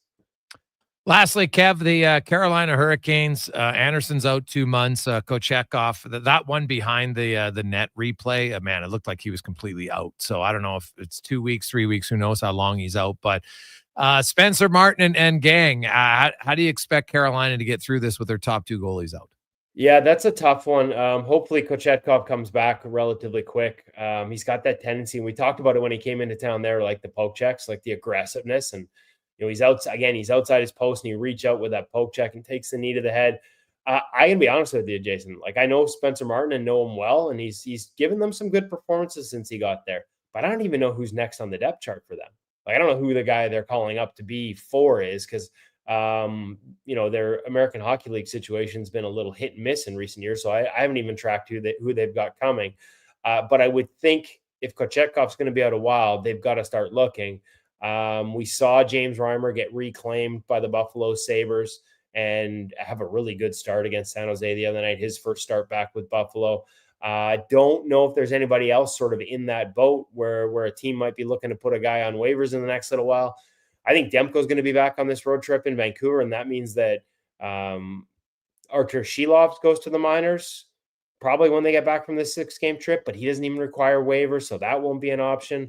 I'd have to scour and sort of take a look at who's sitting there in a number 3 spot. Kaapo Kähkönen is in Winnipeg finally after bouncing around off waivers, so there's a guy that I think can play in the NHL, and Carolina certainly has an easier environment than most. And there's a guy that's in the American League right now. But they're going to have to, if this is long-term for Kochetkov and not knowing what's behind Spencer, they're going to need some support for Spencer. They can't run him out there on an every night basis, even though I think there's more upside to him than a lot of people might think. They called up Yaniv Peretz. I should honestly, I'm going to go flog myself later for the goalie union will punish me for not knowing that right away, because Yaniv Peretz is actually a really promising up-and-coming goaltender who I haven't followed a lot in the American Hockey League, but I know in college there's a lot of people that really liked his game. So maybe they give him a chance. Maybe they see if those two can sort it out. Let's be honest. There's really good structure there for goalies. Like, it's a good place to play if you're a goalie. And there's a team that has had a lot of other names that nobody recognized come in this season, and everybody was counting them out, and look at the success they're having. So I could see them giving him a couple of shots as they buy time on Kochetkov. But if Kochetkov ends up being a long-term thing, then I think you got to start looking. Yeah. Oh, no, I would agree wholeheartedly. I think you have to. Kev, great stuff as always, man. We appreciate it. Have yourself a wonderful week, and we look forward to the homework assignment next Monday. I've made a note. I will get my homework done, Mr. Teacher Jason Gregor. It will be done. Right. It's Kevin Woodley from Ingo Magazine and NHL.com. I love it, man. He always brings up stuff. Like, I'm curious, where does Pickard compare to the others? Because I saw that float. Hey, you know what? If you're not going to replace, because I just don't think replacing Skinner makes any sense. Why are you giving up on a young goalie? Okay, you could admit that he struggled. That's one thing. To just give up on him and trade him is a completely other thing. And to be honest, it's easy for people who aren't in the GM's chair, who have no skin in the game, to say, well, I'm mad at the goalie, so let's just trade him. It doesn't make sense. Okay, it does not make sense. John Gibson, as Kevin said, hey, I'd be intrigued by it, but he even said, if I have to pick the two, based on more than 10 games, I would still stick with Skinner. Quick break. We'll come back. Lots of texts to get to, 833-401-1440 in our E-Well inbox. The job isn't done until the last load is hauled, and having a semi-trailer out of commission is not an option. Whether replacing or adding to your convoy, Edmonton Trailer has a huge inventory of new and used semi-trailers, trusted by the gravel, logging, oil field, fluids, and freight industries. Find a trailer right for you online or at one of their 3 locations. For sales, service, parts, rental, and finance. When you're in it for the long haul, Edmonton Trailer. It's Black Friday at The Brick. Doors open at 7 a.m. and the first 10 customers in line will receive a $50 credit to use towards any purchase. Plus, shop incredible door crasher specials until 9 a.m., like free local delivery on purchases over $4.99. Friday only, save 65% off sofas when you buy the matching love seat or chair. Plus, buy any TV or appliance and get a $50 credit on furniture, decor, and mattresses. Some exclusions apply. See thebrick.com for details. The Brick, saving you more. Scott McGilvery here, HGTV host and renovation expert. The one upgrade I know homeowners will love Better, fresher Culligan water straight from the tap. Culligan's Aquasential reverse osmosis filtration system takes your water to the next level. With up to 7 stages of filtration and 14 filter options, they're certified to reduce over 90 contaminants. Your tap water is about to get a major upgrade. Safer water that tastes great. Get started with a free in-home water test at Culligan.com.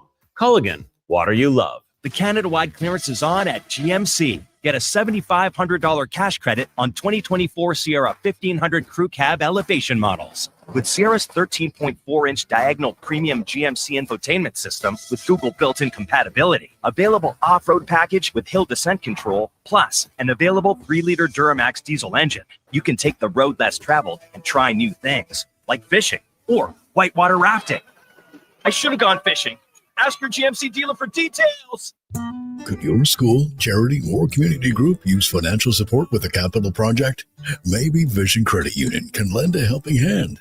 Vision proudly offers helping hand grants of up to $10,000 to qualifying organizations for capital projects that benefit our branch communities. Apply by January 31st, 2025 for a chance to qualify. Helping Hand grants up to $10,000 from Vision Credit Union. Learn more at whatsyourshare.ca. For a rodeo competitor, there's no off-season. Spring, summer, fall, or winter, there's always somewhere to hang your rigging bag.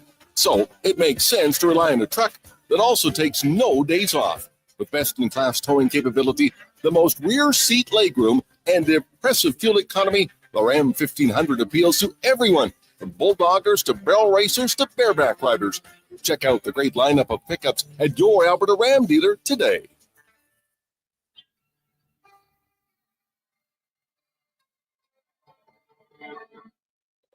Portions of this hour brought to you by On the Rocks. Watch every Oilers game at Otaro. The $5.25 Molson Canadian, $5 Pink Whitney shots, 60-cent wings. Plus, play Oilers score and win, and you could walk away with a ton of On the Rocks gift cards. Oilers hockey at OTR. Book your table today. Jasper Ave in 118th. The Jason Gregor Show. The best of Edmonton sports talk and beyond. This is Sports 1440. Presented by PlayAlberta.ca, Alberta's only regulated online gambling website.